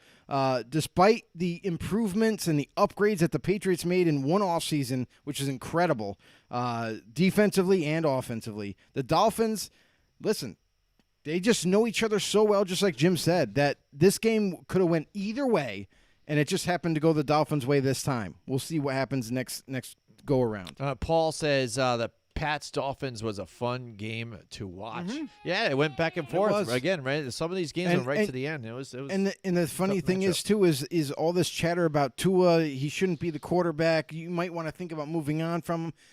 Listen, this is his first real year. Mm-hmm. Like, this is the first real year where he is truly the starter. There's no Ryan Fitzpatrick that they're switching in and out type of deal or anything like that. They have Brissett, don't get me wrong, but he's insurance. Tua is taking over this team. He had a really good game, and it showed. Mac Jones, the same thing. His rookie debut had a really good game. So you can't falter either team. It just happened to fall one way or the other. Yeah, absolutely. And I think I don't have the numbers up here, too, but if you looked at Tua's accuracy last season, the couple games that he had was nowhere near what that game was. So that game, he's definitely stepped it up a notch and less turnovers and played really well. So, Miami's going to be a tough game. You look at that division, it's going to be tough all around. It definitely works when you have an improved offensive line and more weapons. I mean, and now with the Bills losing, I mean, you got Miami right up there at the top now. So, I mean, again, that division is going to get really interesting as the season We got goes a long further. season to go. Absolutely. But, all right, so I want to talk about a game that wasn't very good. That was tough for me to watch. New York Giants versus the Broncos. And I looked at this game last week, I said I had high hopes. Yeah, well, this is a game that these teams are similar, I think, enough, and we needed to gauge where they were right now with their situation. Mm-hmm. And I guess the gauge is that the Broncos are on their trending way up, and the Giants just are just a abysmal mess, I guess. I wouldn't go that far.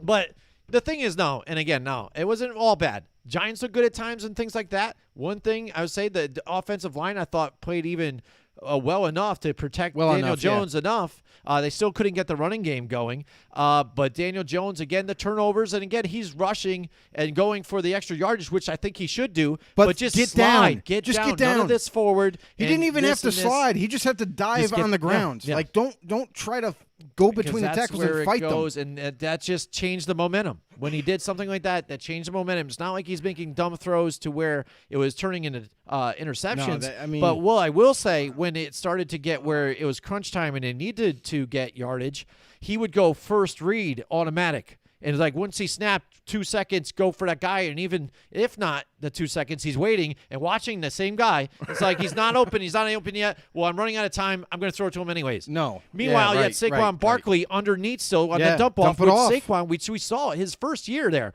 Eli Manning didn't have a whole lot to go to. And he was just like, nobody, Saquon, do it. Right. Saquon, do it. And underneath, and he was getting all-purpose yards, not only just in the running game, but being able to get the yardage in the receiving game going, and that would have helped absolutely, because you get Saquon getting the catches and then making some misses here and there, because you see when he gets in the open he can break field, tackles, he can make people miss. He can make it happen, yeah. And that's what could have been big. And every time they needed like a chunk of yards, even if it was on second down or so, like 2nd and 8 or whatever, he's looking to get that 8 yards instantly instead of taking a 5 or whatever it might take you. And that just set you up for failure. And there was just a bunch of just knockdown passes when the defender's already on a guy. He's already got his hands in there, just boom. Already there. Just bam, bam. Just doing that every time. Hey, Joe, take that. That's what it was like. And it was really frustrating to watch. And you're like, Daniel Jones, this is your 3rd year. You should already kind of know this. I mean, when you're looking at film, when he's going back and looking at this with those guys, and Joe Judge, how can you look at yourself and say, I'm staring down my guys every single time. I'm dropping back. I'm not changing my eyes off of them. And I'm just going, and I still throw it to that guy, even though he's covered. Like, you got to go and look at your checkdowns. They're there. And get it done. And again, I would like to see a little more variety in the offense, because at this point with Jason Garrett, I might as well have Kevin Gilbride back there. That's what it seems a lot of. Same reminds me back of Kevin Gilbride, and when we got tired of him with the Tom Coughlin era, needed a change up in where they went McAdoo. That's what I'm kind of looking for right now. I'm not going to blame the offensive coordinator for this. I definitely am going to blame a little bit more on Daniel Jones. The offensive line it's not where it needs to be. First of all, and second of all, you're not going to run against the Broncos. You're just not. That's one thing that they are really, really good at, is stopping the run. But for Daniel Jones, take what they're giving you. Absolutely. Stop trying to force things to happen. It's not going to work. We've seen it time and time again throughout NFL's history. You can't force a ball to somebody. 9 times out of 10 is either going to get batted down or picked off. It's not going to end well. Take what they're giving you. If Saquon Barkley is wide open for a dump off, give it to him. Let's see what he can do with the ball after the catch. We've seen him do it time and time again, where he makes people miss, breaks tackles, and sometimes takes it to the house on a dump off. So, listen, you have all these weapons. You no longer have to do it all. You don't. Danny, you don't deserve the name that was given to you, Danny Dimes, anymore until you resolve your issues going forward. So stop trying to be the man and start distributing the balls to everybody that's open and let them do the work for you. Yeah, you get Kenny Galladay to be that big, deep threat or that big man, and he was irrelevant in that game. Right. Absolutely irrelevant. And as far as the Giants' defense goes, they're really good. They are really good. I think that, going forward, if that offense can match and get some kind of points put on the board, I feel like them working hand in hand, they'll be a more competitive team that way. It's very hard when the offense is kind of almost fighting itself. Right. I think Logan Ryan played really well, but even when you're there and you got Teddy Bridgewater back there, you need to wrap up and you need to take them down. They need to finish out plays, because there was even a play near the goal line to where you had, I think it was Xavier McKinney and somebody else back there, and Teddy Bridgewater just kind of did a shrug and then a handoff. You kidding me? Have you seen Teddy Bridgewater? Yeah. Teddy Bridgewater's not Big Ben. No. He's not a guy that can literally throw you off of him. Yeah, he's that's basically. twig. And the defenders are kind of like this, like, where are you going? Where are you going? Like, like staying in front of him, like, oh, you going? You gonna throw it, or what are you gonna do? Just go for him. You have even one guy go, and the other guy protect, because you had two of them in front of him. Instead, they both go in front of him, like, where you at? Like they're trying to play basketball against him. Oh man! Like, go ahead, take the shot. That was a rough one. It was pathetic to watch, and then the missed plays. I mean, and it ended up being. I think the defense was off a little bit, not as good as they were last year, and then the offense was just putrid, and Daniel Jones needs to control the ball. But again, until that moment, it seems around like the first half or whatever, they always take a turn for the worst, and then after that, it's done. And then it turned into the mess it was, and then the big Melvin Gordon run that just put the nail in the coffin. Like, please, we gave up completely here. Just take this one to the house. A dreadless Melvin Gordon, by the way. Yeah. It's the first time I've ever seen him without dreads. There you go. We want to talk about dread, though. Let's talk about the Green Bay Packers and what the hell happened there. I mean, again, Jameis Winston comes in there as the starter and really put on a show. And this was amazing for the Saints, because I had some question marks still about this. I mean, I thought they were going to play well. But again, it's Aaron freaking Rodgers and what he does, the returning MVP. And I thought this was just going to be at least a close game. And it was the opposite. Definitely and actually not. On the Saints.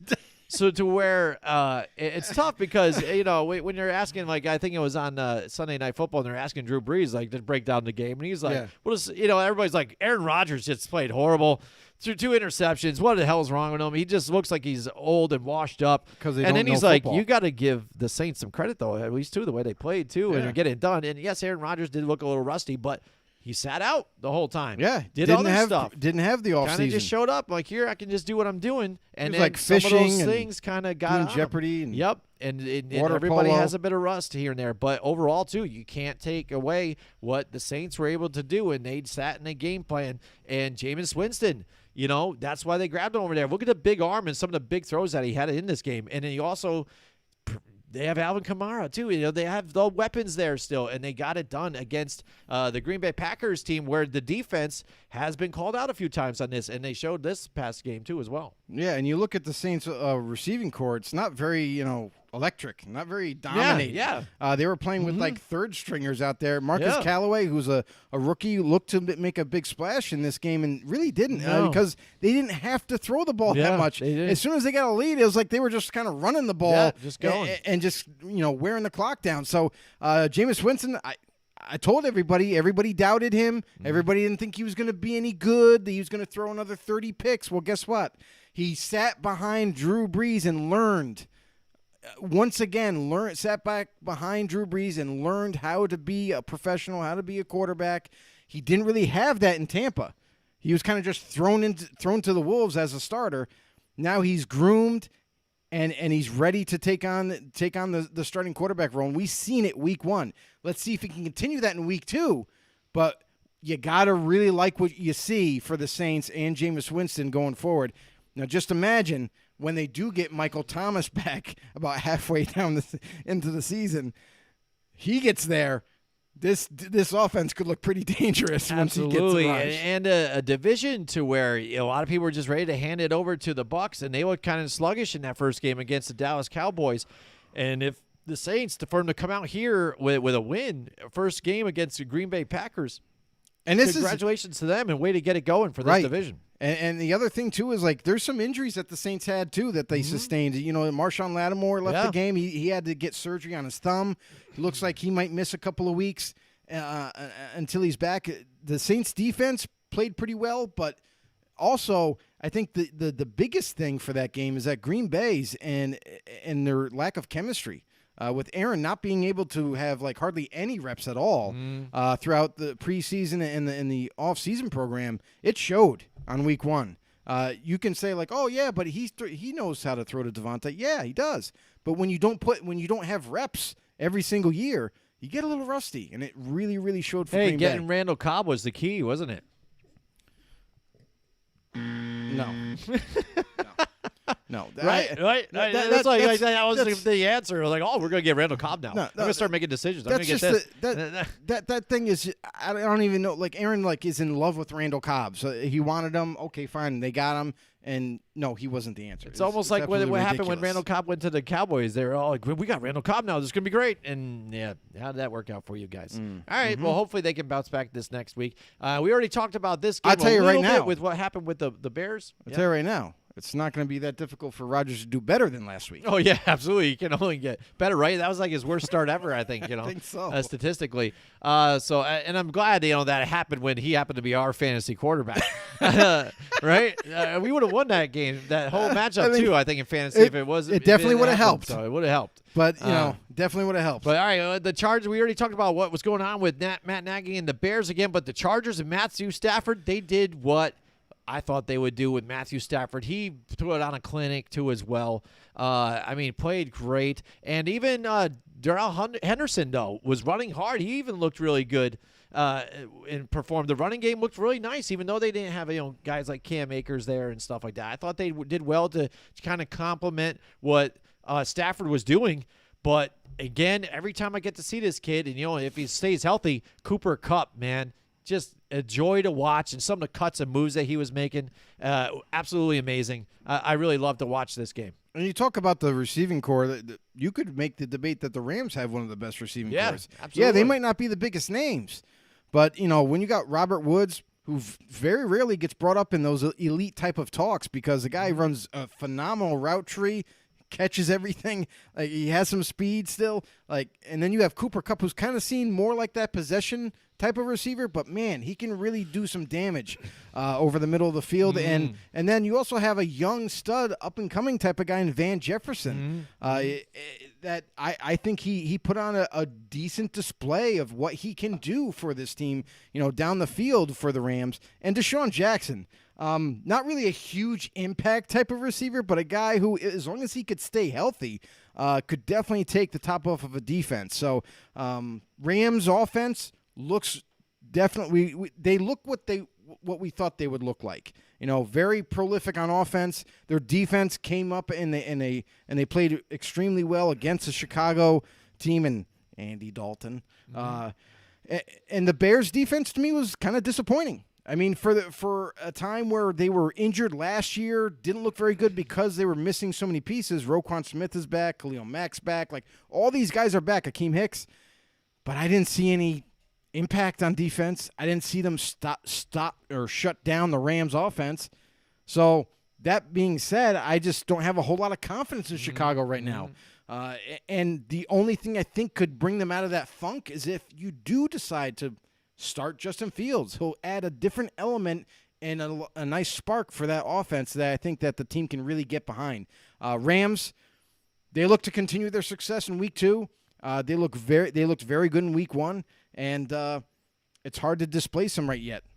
Mm-hmm. Absolutely. So finally, we'll get to last night's game, which was a barn burner. Like I said, I was up and down out of my seat a bunch of times. I was pulling for the Ravens still. I know they had the injuries later on in the week. I had already picked them last week, though, so I just ride with my pick. And I still thought they had enough to get it done, which they almost did. But what the hell? What a game, Joe. I mean, that was amazing. Yeah. And, I mean, early on when you looked at the Raiders, I saw Derek Carr kind of get the happy feet, and he was kind of amped up during this game because he was throwing the ball over the top of some people. He was definitely amped up. He was overcharged. A little too much here. He had started getting that Peyton Manning happy feet kind of back there. That goes, and it wasn't because of anything the rush was. The offensive line actually, everybody that said that with the changes from the offensive line, they're like, oh, they're not going to be very good. Listen, they held their own against a heavy blitz type of defense. And you're right, Derek Carr, he was a little too excited, a little too amped up. I know it's the first game in their new home and against a real tough opponent, and the fans were going nuts. Mm-hmm. It was a sold-out capacity crowd. Yep. So he had all those juices flowing, and you could see him kind of launching, just missing the receivers in the first quarter. Yeah. That's what it was like. It's like, what are you throwing? It's like, and it seemed like he was trying to force the ball to Darren Waller. He definitely was. Like he was like, definitely it was like Darren Waller, and then it's out of the way, and he's like, and it's like, and for diving for it, right? For the like some of the so-called experts, it's like he had him in his fantasy team. But for the so-called experts, they were like saying, oh well, what is Derek Carr doing? Doesn't he know how to play quarterback? Like he just forced into Waller. Yeah, there's a reason for it. Waller used to be on the practice squad of the Ravens. He wanted to kind of show them off, like say, hey, look what I could do. And it was the wrong game plan early on for Carr. Like I know he tried to force it in there, but listen, distribute the ball. And we saw that later on in the second quarter into the second half. He started to distribute the ball to Hunter Renfrow, to Brian Edwards, to Henry Ruggs, to all these different receivers. And you saw after they did that, then he could throw it to Waller, and Waller ended up with like 10 catches, over 100 yards, and a touchdown. Had a big day. Amazing. So, and here's the big thing is, I know the Baltimore Ravens are definitely one of the best teams in the NFL. They have a really good defense, and say what you want with injuries, but the Raiders also had injuries too, everybody. They're missing two starting linebackers. In that game, they lost 2 offensive linemen. Mm-hmm. One before the game couldn't make it, and then Denzel Good ends up going down. He's gone for the year. So there was injuries on both sides. You know what I mean? Let's just call it like it is. Injuries on both sides. The better team, and actually, this is what impressed me the most. I said this last year. If they could improve the defense, if they could at least be a top 20 defense or even top 15 at best, they're going to win a lot more games. And you saw it in this opening week. They played the Ravens tough. Their defense, which really sucked last year. Let's just face it. They were terrible. They couldn't stop anybody in the passing game or running game. They played one of the harder offenses to play, and they did a really good job against Lamar Jackson and his offense. So kudos to the Raiders' defense. They showed out, and this week they were the better team for Monday Night Football. Yeah, I mean, and that's the thing, because you saw Max Crosby come out early in his career and like, oh, look at this guy, and then kind of back in the shadows a little bit, and you got to see him big in this game, make some big plays, and it's the difference with Gus Bradley's here defense. We saw this change up with this team, and they played him tough, and you called it before this game. You're like, I don't know, I want to go with the Ravens, but again, the Raiders, they play big for these moments. It's Allegiant Stadium. They're opening it up. We saw them do it week 1 against the Saints last year, and they pull it out again, and the offense looked really good, and like we talked about last week, what they needed to improve on was defense. Third down, too. Third down conversions. And they really converted. And Hunter Renfrow, a guy that doesn't get, I think, brought up enough, too. Some of the under the radar type of guy, but under the mask of the linebackers getting the catch. And like he's my yak guy. I love the yak. You know, we got to get the goat sounder, I think, for him when we got it because he's my yak. I like him underneath because he's shifty, quick, gets it, and his yards after catch just keeps on extending the play. And he had a big play in this particular game. Yeah, and something else that I want to bring up, too, is like these other so-called experts that keep saying, like, oh, well, the Raiders were terrible last year on defense. Baltimore's going to run all over them and everything. Listen, not only did their D coordinator change, but it's almost like a whole new defense is on the football field, everybody. You know what I mean? They made a lot of additions in free agency, and they drafted, again, heavy defense. So there was a lot of new faces, and it looked like everybody worked well on the football field. So it's not just the same defense that everyone was accustomed to last year. There was definitely a lot of changes this offseason. So, and so far, I mean, it's only week 1. They got a long stretch to go to kind of really prove themselves as being a legitimate defense. But you got to like what you saw in week 1 against a really tough opponent. Absolutely. Here, Paul says, did you guys have a chance to watch the Manning brothers and company Monday night I actually football did. show? I did, and I thought it was terrible. I'm just going to be honest. I love Peyton Manning. He's one of my favorite all-time quarterbacks. I like Eli Manning. I like them together. They're like comedians. They were funny.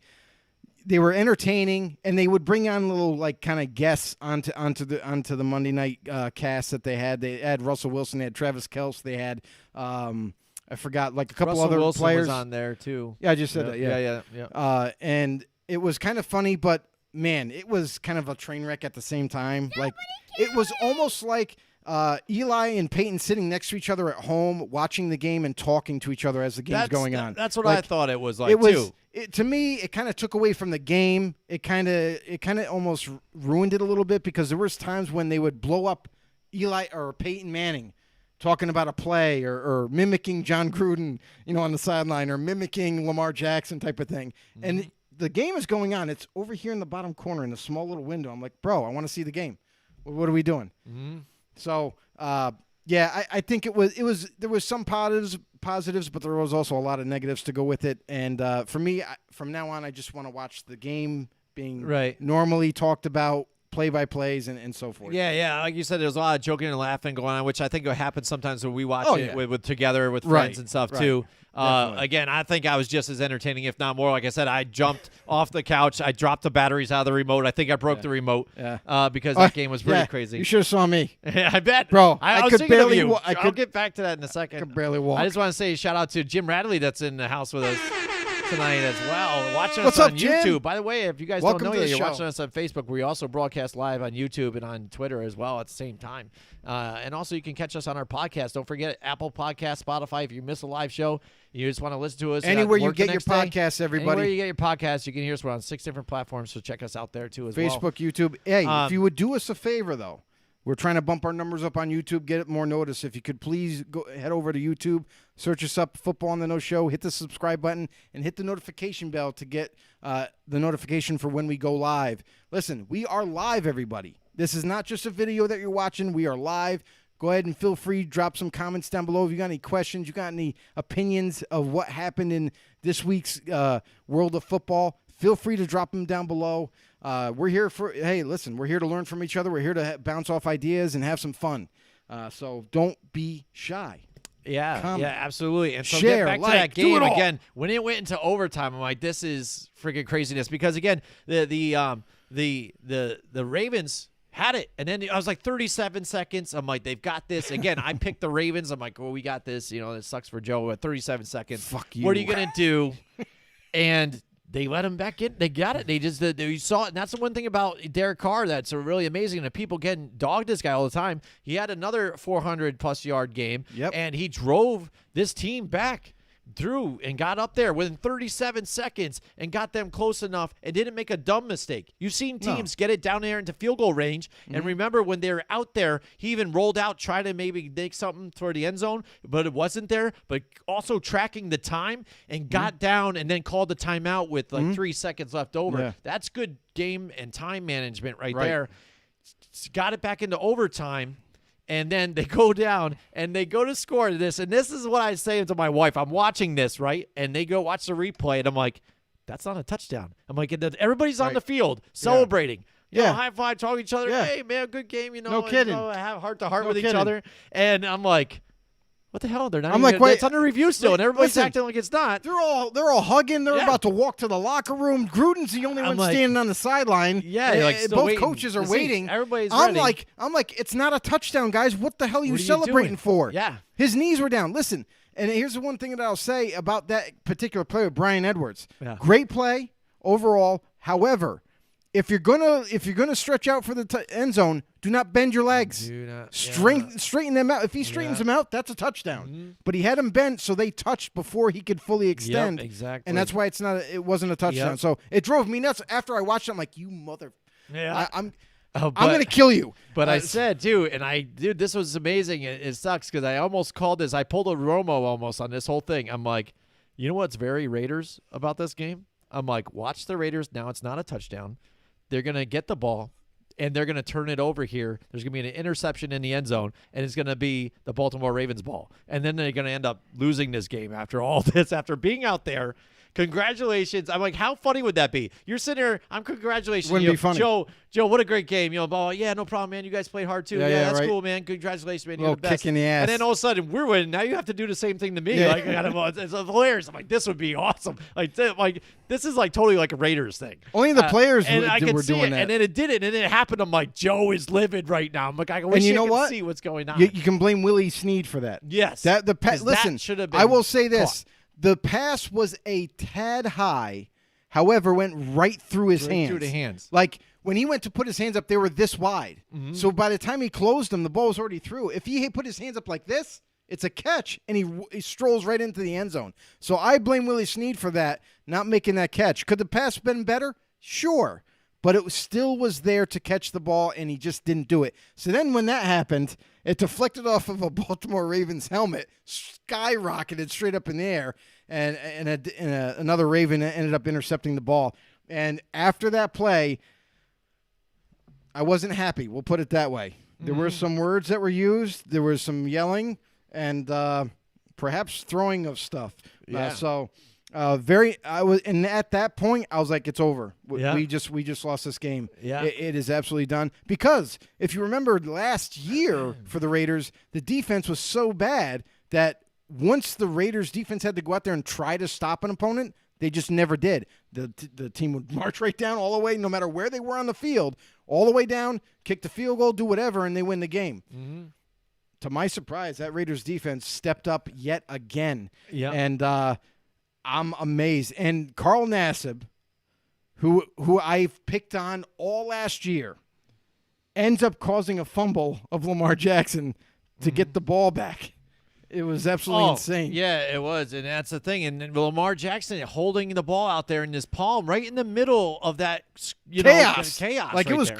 crumbling right in. And you on got him. it. Want people talk about Daniel Jones not protecting the football. Lamar Jackson had to at that point, especially with the accolades he's been getting. He needed to protect the football right there and get it going because again they had the momentum. They were doing everything right. They were even able to. Latavius Murray just joined the team, and he was actually running pretty well for them too. Yeah, a couple of nice runs. And it was theirs to win. It was there. I mean, it seemed like the momentum was shifting. All they had to do. What was so Raiders even about it, because they even got the ball back after that and that fumble, but then that big play to Zay Jones coming out of nowhere, Zay Jones, and that play, it just was a great play to call right there because the way they were bunched up and the way the defense was set up and it was all man. Yeah. Once that defender dropped back, he bumped into his own guy, and that was just enough. Like a pick. Separation. It was almost like a pick He play. picked his own guy, and there it was, and he had it all day long. I'm just like, I'll tell you right now, this is chaos. That play right there, I thought for sure they were going to run it all 3 times and then try to kick the field goal. Yeah. That's what I thought was going to happen. Right. But I will listen, as much as I've criticized John Gruden for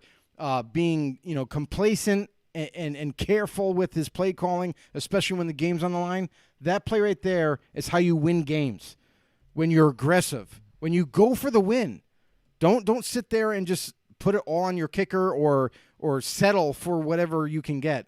That's how you win football games, and you're going to need to do that against teams like the Ravens. And it worked out to perfection. So, Zay Jones, congratulations for catching a touchdown, the game-winning touchdown. And Derek Carr, I mean, I'm sorry.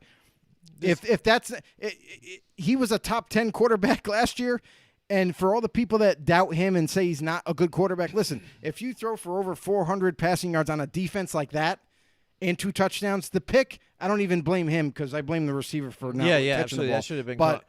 And those kinds of intercepted like that, it hit the defender in the face and then bounced up. And then so for those kinds of people out there to see what Derek Carr did, that's not a top 10 quarterback. You're right. You're absolutely right. He's terrible. Yeah, but we'll keep him. It's fine. Yeah. Oh, Joe, we have a winner for the Paisans Pizza. We do giveaway. Jim Radley is the winner here. Yes, Jimmy. Oh, yeah. Oh yeah. Dollar. Woo, yeah, Our Jim boy Radley. Jim. He's got the fantasy football. That was the key words for this giveaway for the Paisans baby. $15 gift card. So now, Jim Radley, we're going to send you a gift card to get some beautiful Paisans pizza. That's right. Paisans in Albany and in East Greenbush. They have plenty of locations out here doing a giveaway.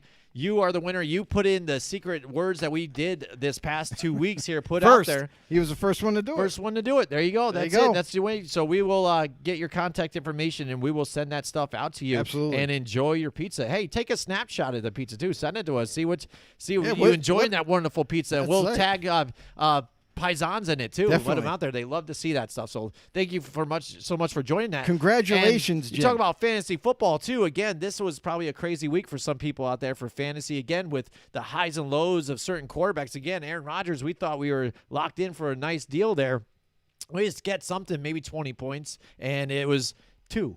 So, I mean, imagine that. I mean, you never know. That's why I stopped playing fantasy football, dude, just because the heartache that happens with the uncertainty, and you just never know, and it just freaks me out. I hate uncertainty. But, oh, well, next week's another week. And speaking of next week, that means it's time for our picks here for this coming week, Joe. Let's get the music started. Before we get to our picks. Oh, that's right. Let me just tell you a little bit about Johnstone Supply in Troy. Can't forget about our friends at Johnstone. Listen, everybody, fall's here. You know football's already started. It's amazing. But if you need any help with your furnace, or you need to replace it, or change out, your filters, anything like that, contact our boys at Johnstone Supply in Troy, New York. Listen, they do upgrades. They do everything from heating systems to whatever you need for your household. Listen, they're a family-owned and operated business. Johnson Supply in Troy, New York, 6th Avenue in Troy, New York. Make sure you hit them up. They've been helping upstate New York for decades now. It's just insane how long they've been in business. So they have experience. You know that they know what they're talking about. And they're just really great people to deal with. 6th Avenue in Troy, New York. Also, you can hit them up. Hit up one of our guys, whether it be George or Tom or the rest of the staff. They're looking forward to seeing you, to helping you along with whatever kind of work you need done for your home.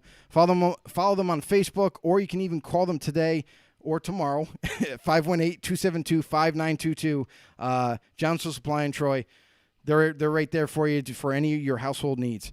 Absolutely. It's getting cold here. So everybody knows in New York, we get the snow, it gets cold. You want to make sure your heating systems are right. And Johnstone Supply is the place to get it there in Troy. Absolutely. We thank you so much, Johnstone.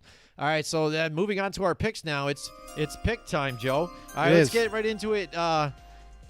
Next week, what games do we got here lined up? I didn't even look at this. Hey, sheet, everybody. I'm just going to wing it. All you know-it-alls out there, really appreciate the support. Listen, whether you're listening to it on podcast or you're viewing one of our videos right now, we are live. Make sure you comment down below. Let us know what you guys think for each game. Who do you think is going to win the Week 2 matchups as we go along? Follow us along with us. Let us know what you think is going to be the winner of each game. And here we go. Let's take it away, Jim. Let's take it away. Let's look at Thursday night. We talked about it, the New York Football Giants and the Washington football team. Yeah. Again, this defense is tough, and this offense for the Giants is really bad. You know what I mean? So this looks really potentially bad for my team here. So, I mean, will this be one of those games the Giants can turn around? You never know. It's highly unlikely, but you don't know because you know what? Rivalry games are always close. Right. And there's Paul says it right there, Washington football team. There you go. The team that needs no name. But the one X factor, again, the Giants defense, and you've got Tyler Heineke. Now, how are they going to be able to play? Can they bounce back a little bit and play a little better this week and lock up Tyler Heineke there, and just make him make some mistakes because he's still learning right now. So the key to this game is the quarterbacks. What kind of turnovers are we going to see?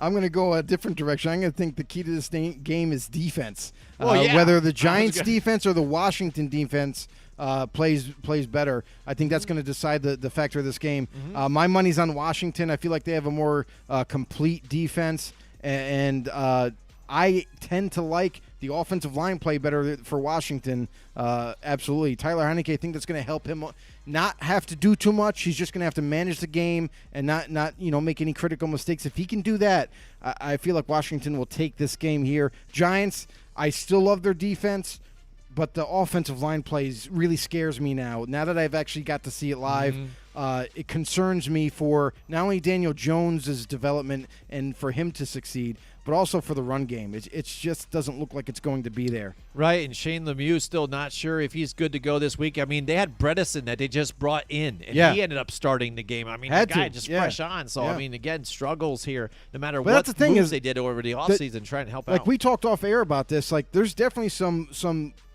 older veteran offensive linemen that are free agents that they could easily just add to the practice squad, have them learn the playbook and see if they can handle. You know what I mean? Like, listen, David DeCastro is one of them. He came from the Steelers last year. A pretty darn good guard.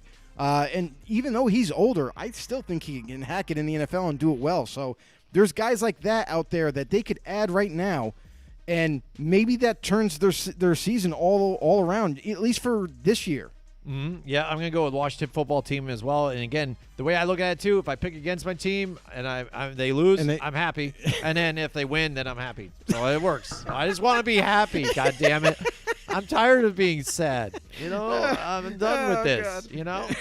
So, all right, let's take a look at the next games on Sunday here. We got the New England Patriots against the New York Jets here. Another AFC matchup. Yeah. Can the Jets, pull it off here against the New England Patriots? I don't think so. Again, because you got the injury to Mekhi Becton there, Big too, loss. on the offensive line. Jets still getting that learning curve going, but the New England Patriots, again, I think last game they just met into a team that really knew them really well. I think the Patriots bounce back here, and they have Mac Jones has a really good game. I'm going to go with the New England Patriots on this one. Yeah, and Paul says the same thing. He's going to go with the Pats as well. With us, too. I love it. I mean, here's the thing. Like, the Jets, listen, they got Zach Wilson. They made some additions and everything, but I still think they're a long way in terms of the rebuilding mode. Their defense is not up to par just yet, and losing Mekhi Becton, I think, is going to really dramatically change the scope of this team. That being said, New England Patriots, listen, they did everything in the offseason. They upgraded both sides of the ball. They look really dangerous. Despite their loss last week, I think they come with vengeance this week and make a statement against the Jets. So I got New England as well. All right, here now the Denver Broncos. Isn't a mirage here about the Broncos, what they did last week to the Giants.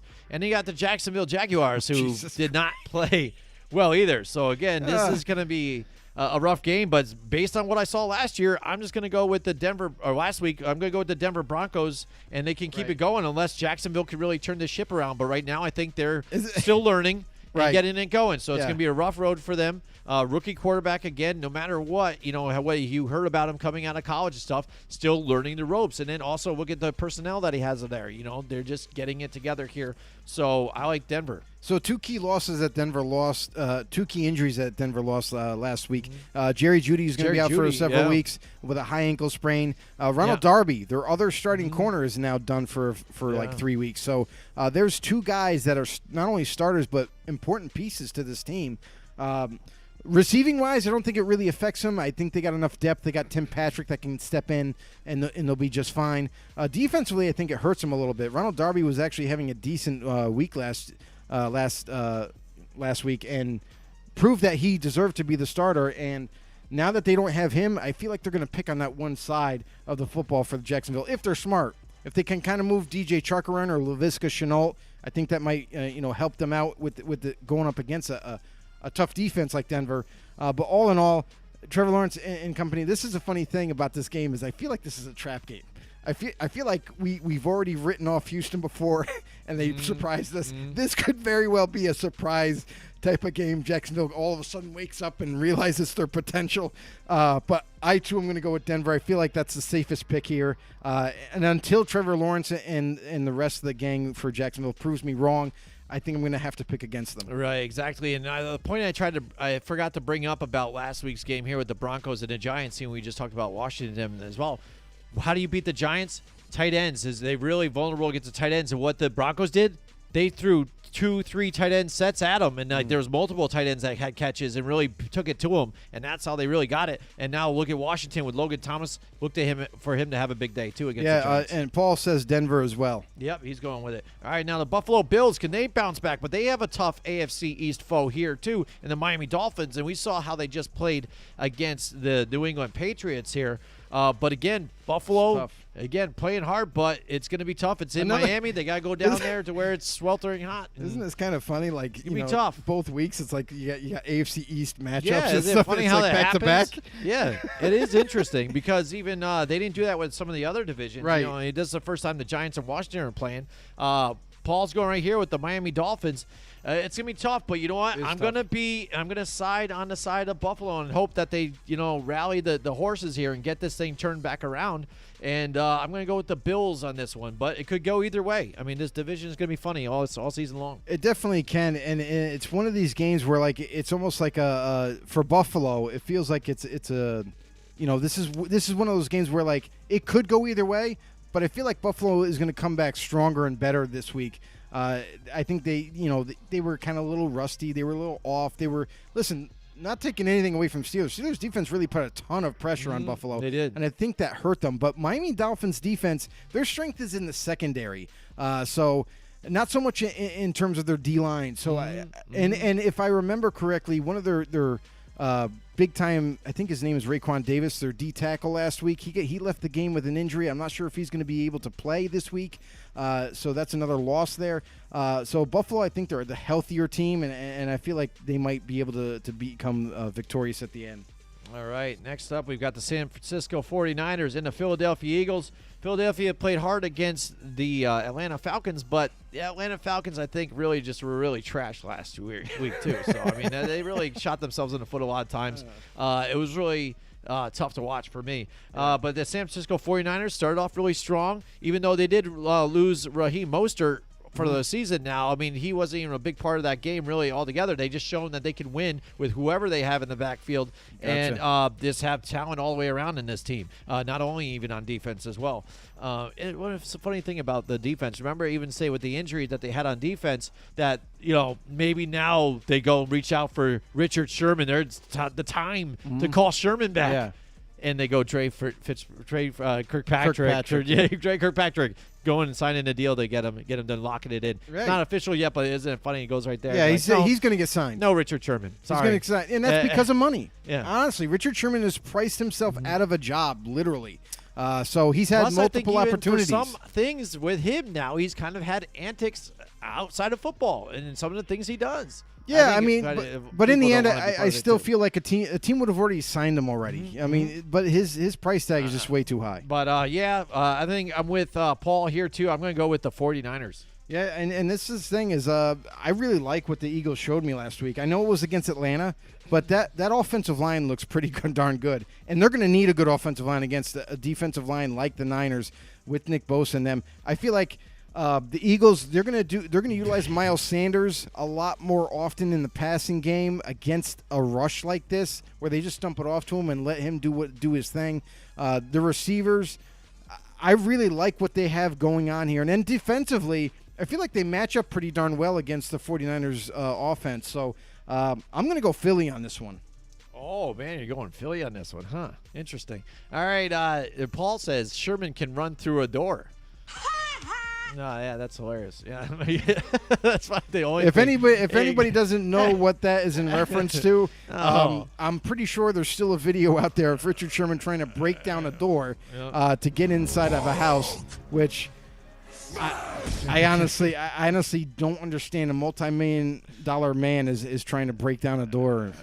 What are you doing, bro? Yeah. You mad? You mad, bro? You mad, bro? Yeah. I guess so. All right, next next here we game. go. We got the Los Angeles Rams and the Indianapolis Colts. Colts need to try to bounce back against that horrible loss here, but the Rams, again, showed that they can be a really tough foe here. I'm going to stick and ride it out with the Rams here on this one. Yeah, it's tough to bet against the Rams right now. I mean, what they displayed last week, a very high prolific offense, and the defense looked like it came to play. The Colts kind of look a little off right now. And I don't think they're going to recover in week 2 after getting beat up by Seattle. So I too am going to go with the Rams. There you go. Yeah, exactly. And this is the thing that Matthew Stafford brings. Paul agrees with us here about the Rams.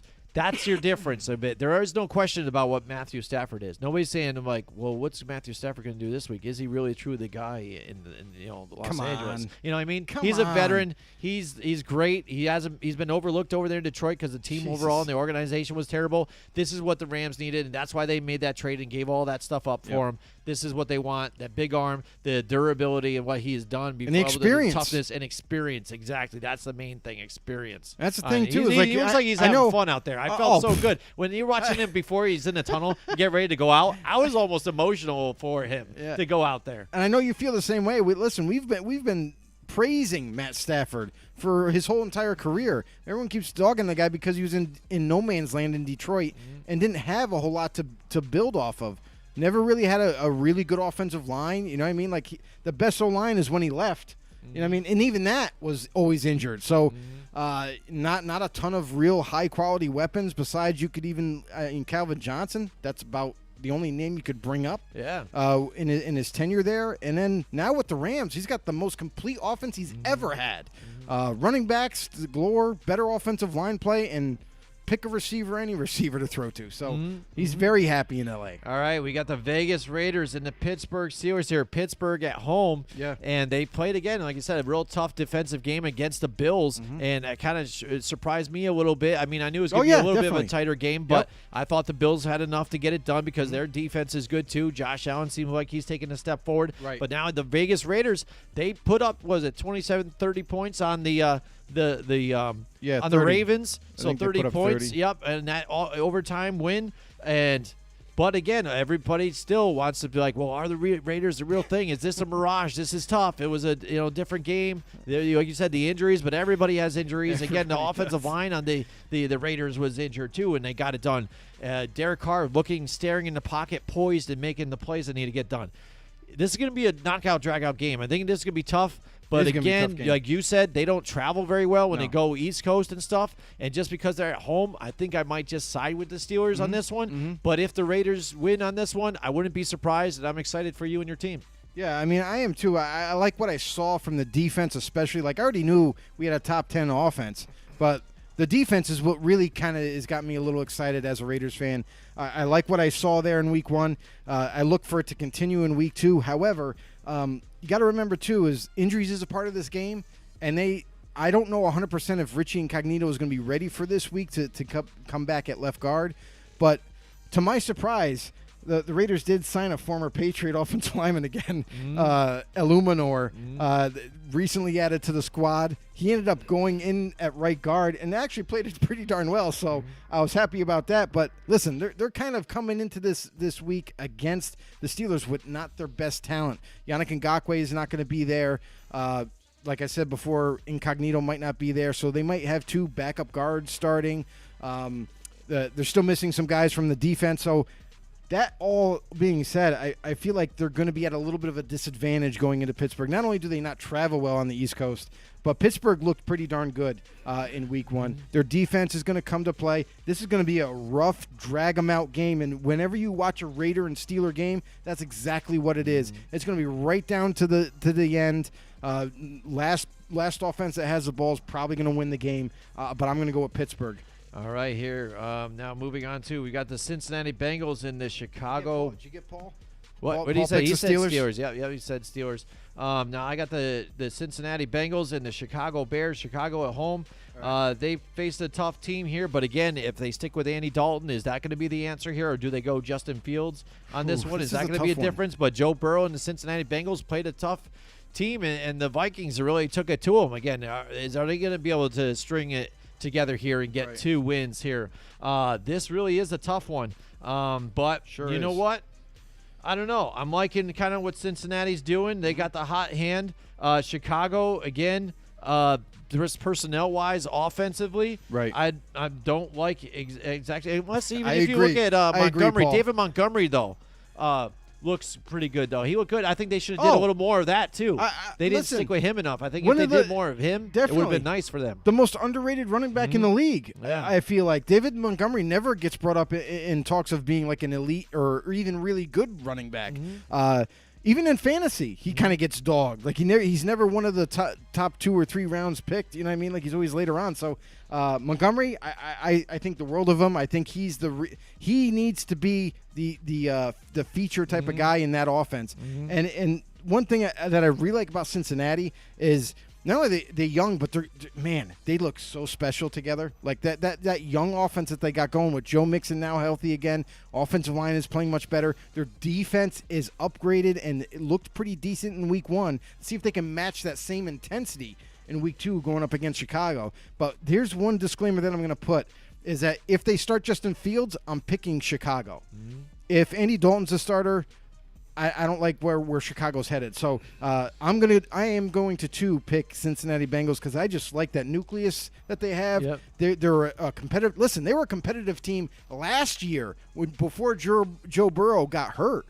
He actually surprised some people in games, even the Steelers when they matched up. So yeah, absolutely. I like Cincinnati as well. I hear you on that one too as well. All right, here now we've got the Houston Texans. Cleveland. Against Cleveland. Cleveland at home. Houston, again, just blew our minds again. But it was with Tyrod Taylor.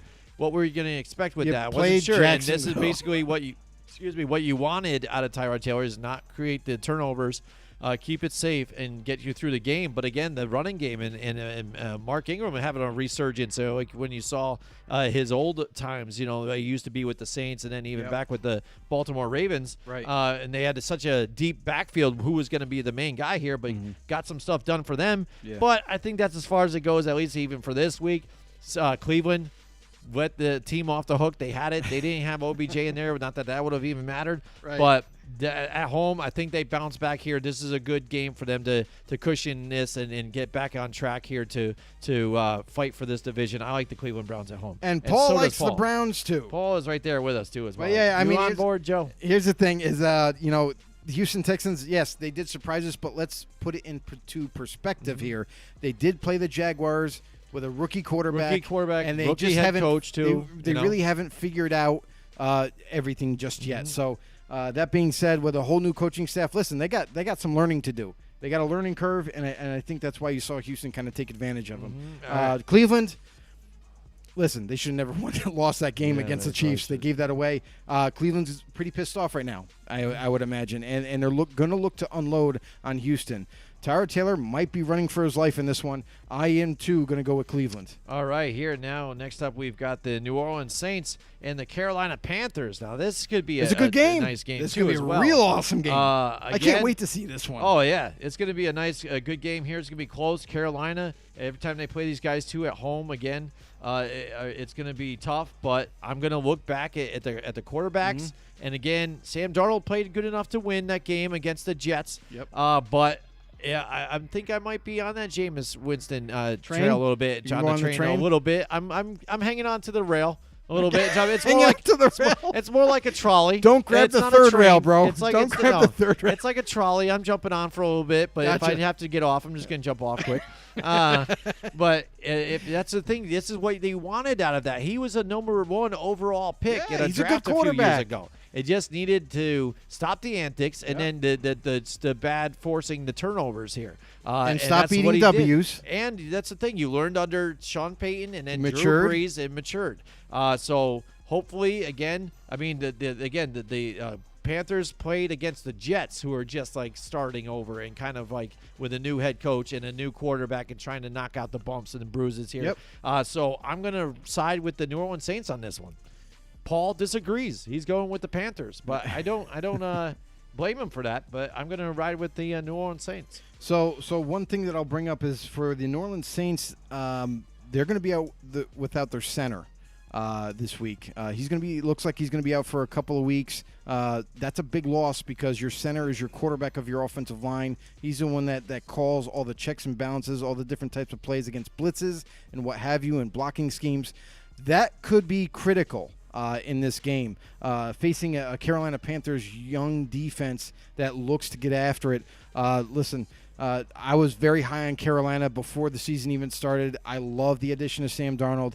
This team looks dangerous, and I feel like despite the Saints' success week 1, I love Winston. Don't get me wrong. I think he's a really good quarterback. He's going to handle his business. But also the Saints are going to be without what seems like Marshawn Lattimore's not going to play. So their best corner's not going to be playing. Their center's not going to be playing. That's a little concerning for me. And as high as I am on Carolina, I'm just going to go all in. I'm going to pick the Panthers in this one. I have a ton of trust in Darnold and this offense. Christian McCaffrey in the backfield. This is going to be a tough game.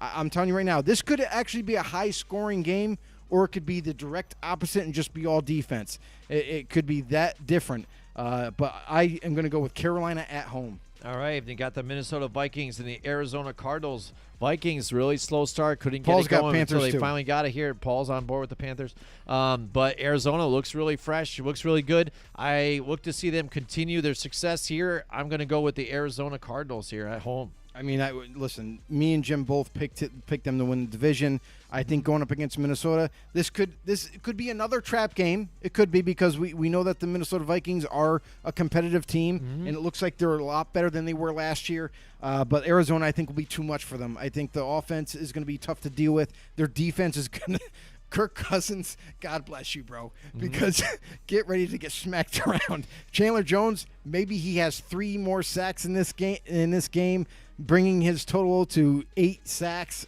before we're even into week 3. I mean, that's what I'm predicting. This Arizona team looks very dangerous, and Minnesota's about to feel the wrath. Oh, there you go. Absolutely. All right, so now Paul goes with the Cardinals too as well, so we're all on board with that one. The Atlanta Falcons and the Tampa Bay Buccaneers. The Falcons are a dumpster fire right now at this point. What is he says? Paul said, I'm going to see the Cardinals play the Jags on the 26th.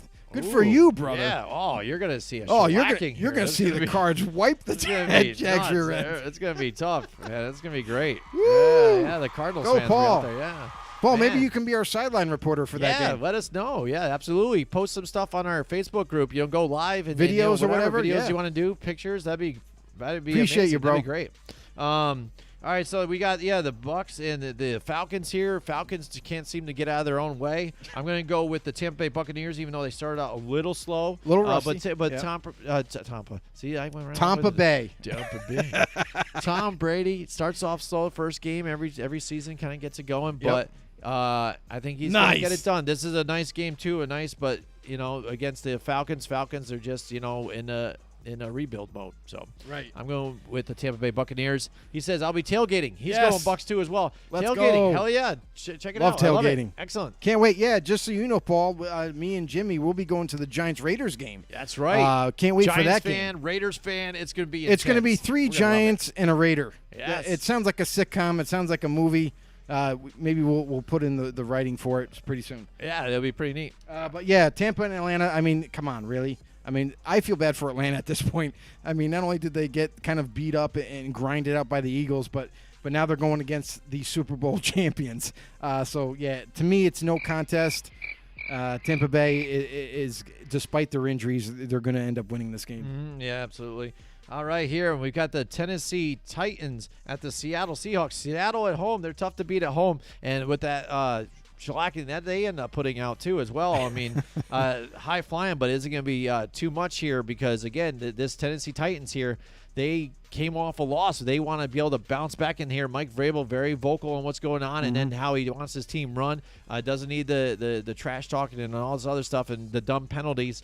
But they live and die by even the run with Derrick Henry, and then being able to get those passes to now you've got Julio Jones there and AJ Brown on the opposite side. So that's what you got him for, is to be able to get open in a passing game too and be balanced and get it going. And it didn't seem like they can get it last week. This is going to be a tough out for them here in Seattle. Yeah, I mean, this is in Seattle, the 12th man, the whole deal. Seattle looked really good on offense. Their offensive line has definitely improved after a couple of trades and free agent ads. I love the running game with Chris Carson. Listen, if that dude can stay healthy, wow, this offense is going to be explosive. Seattle's defense is a little bit subject to the passing game, maybe the run game. They have lost some pieces, but the same could be said for Tennessee's defense. They had Bud Dupree to help that pass rush, but I still think they got a little ways to go there to get acclimated to each other and what have you.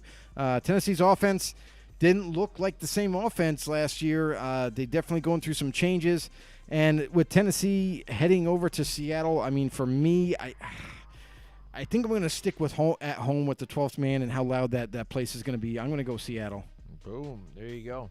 Joe's going Seattle. Yeah, this is going to be a tough matchup. Paul says Titans. It could go either way, but when it overall comes down to it, again, I look at the way style of play has been going right now. Tennessee, I thought they were going to take a turn for the worse this year and take a step back, which it seems like it could be trending that way. But I also thought Seattle was as well. But I think this is the right type of matchup here for them. I'm going to go with the Seattle Seahawks as well in this one. All right, now we've got the Dallas Cowboys and the Los Angeles Chargers. Again, Cowboys look pretty good. I mean, it was, like you said, Blah, blah, blah, blah. Zeke Elliott didn't run very well. He got held only about 30 yards. Yep. Again, it seemed like, they try to run him up the middle here and kind of get blocked. So when he goes outside to the left, away from where Zach Martin would have been, they put him out that side. Couldn't really be effective either. And then you talked about Tyron Smith. Now he's even out because of the PEDs, that he's been taking. So you don't even have that on that side. So where's your ability to run? Maybe they do get Pollard more involved in the passing short game type of deal. But Dak Prescott looks pretty good so far, and you've got all those weapons out there. And CeeDee Lamb looked really nice too, and things that he ended up getting done for the team. Right. But on the other side, you got the Los Angeles Chargers there too, where their defense, again, you were looking for them to play better than they did last year. You want Derwin James to play and stay healthy, but Justin Herbert too with the weapons that he has, and he's taking that next step forward this week or this season. It's going to be a tough game. I don't think home field really matters because nobody really shows up for the Chargers game. No, they have no fans. They're going to have the Dallas Cowboys fans there as well.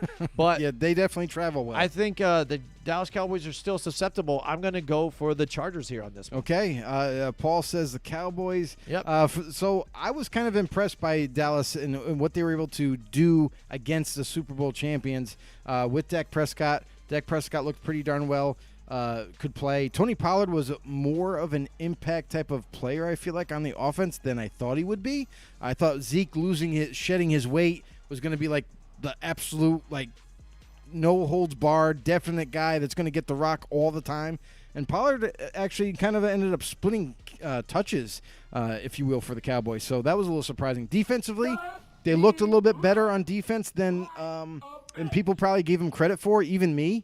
I didn't think they were going to be very good, but I tell you one reason right now their Achilles heel on defense is Anthony Brown, the one corner on the one side. He looked like he got picked on a lot by Tom Brady last week. And for the Chargers, listen, for the first time, I feel like in a long time, the Chargers' offense and defense is pretty healthy into week 2. So, very healthy Chargers team, looks really good, and there's not a lot to dislike there. Herbert looked like he was his same old self just like last season. Looks like he's going to continue that success going forward. But for me, I think I'm going to go with Dallas on this one. I feel like I was pleasantly surprised by what they were able to do in week 1. I feel like they're going to this is going to be a hard-fought game, and it's going to go right down to the end. All right, here we go. We got Sunday night football, the Kansas City Chiefs and the Baltimore Ravens. Baltimore, again, suffering the injuries that they had and that tough loss against the Raiders here. Now they meet AFC foe. This is the team that keeps stopping them from getting to the championship a lot of times. But Baltimore is at home, and they play hard at home. And so these teams are both got a little bit of injury bug here and there. It's going to be susceptible here and there. Right. But I think just overall, Kansas City, I think, just has more talent on offense to get it done than the Baltimore Ravens. So I'm liking the Kansas City Chiefs here. I mean, Kansas City, listen, they're not, I don't consider them the best offense in the league, like some people think. Yeah. Listen, I think they definitely have one of the best tight ends in the league. Definitely have one of the best receivers in the league. But beyond that, that's about it. Their offensive line is definitely much improved from last season and younger, which is going to help them down the stretch. Defensively, still kind of feel like they're the same kind of defense. They have a couple of different names in place, like L'Jarius Sneed and what have you, their rookie from last year. But I still feel like they're susceptible to the pass. And not to say like Baltimore throws the ball. Obviously, they'd run the ball, but I think after Latavius Murray getting another week in this offense, I feel like he might end up coming out as the starter in week 2, and look for them to get back to the roots and run the football and get back to creating RPOs and getting Mark Andrews the ball a little bit more in the passing game and kind of move the ball around like they used to do like last season. I think what you saw in week 1 was a Baltimore Ravens offense that was forced to throw the ball. They didn't get back to their running routes right away because the Raiders were kind of like it was back and forth. So especially after the Raiders came back and tied it up and then went ahead. So I like Baltimore at home. I think it's going to be real tough for Kansas City to go in there and win, but this is going to be an exciting game. I can't wait for this matchup. This is playoff football at its finest.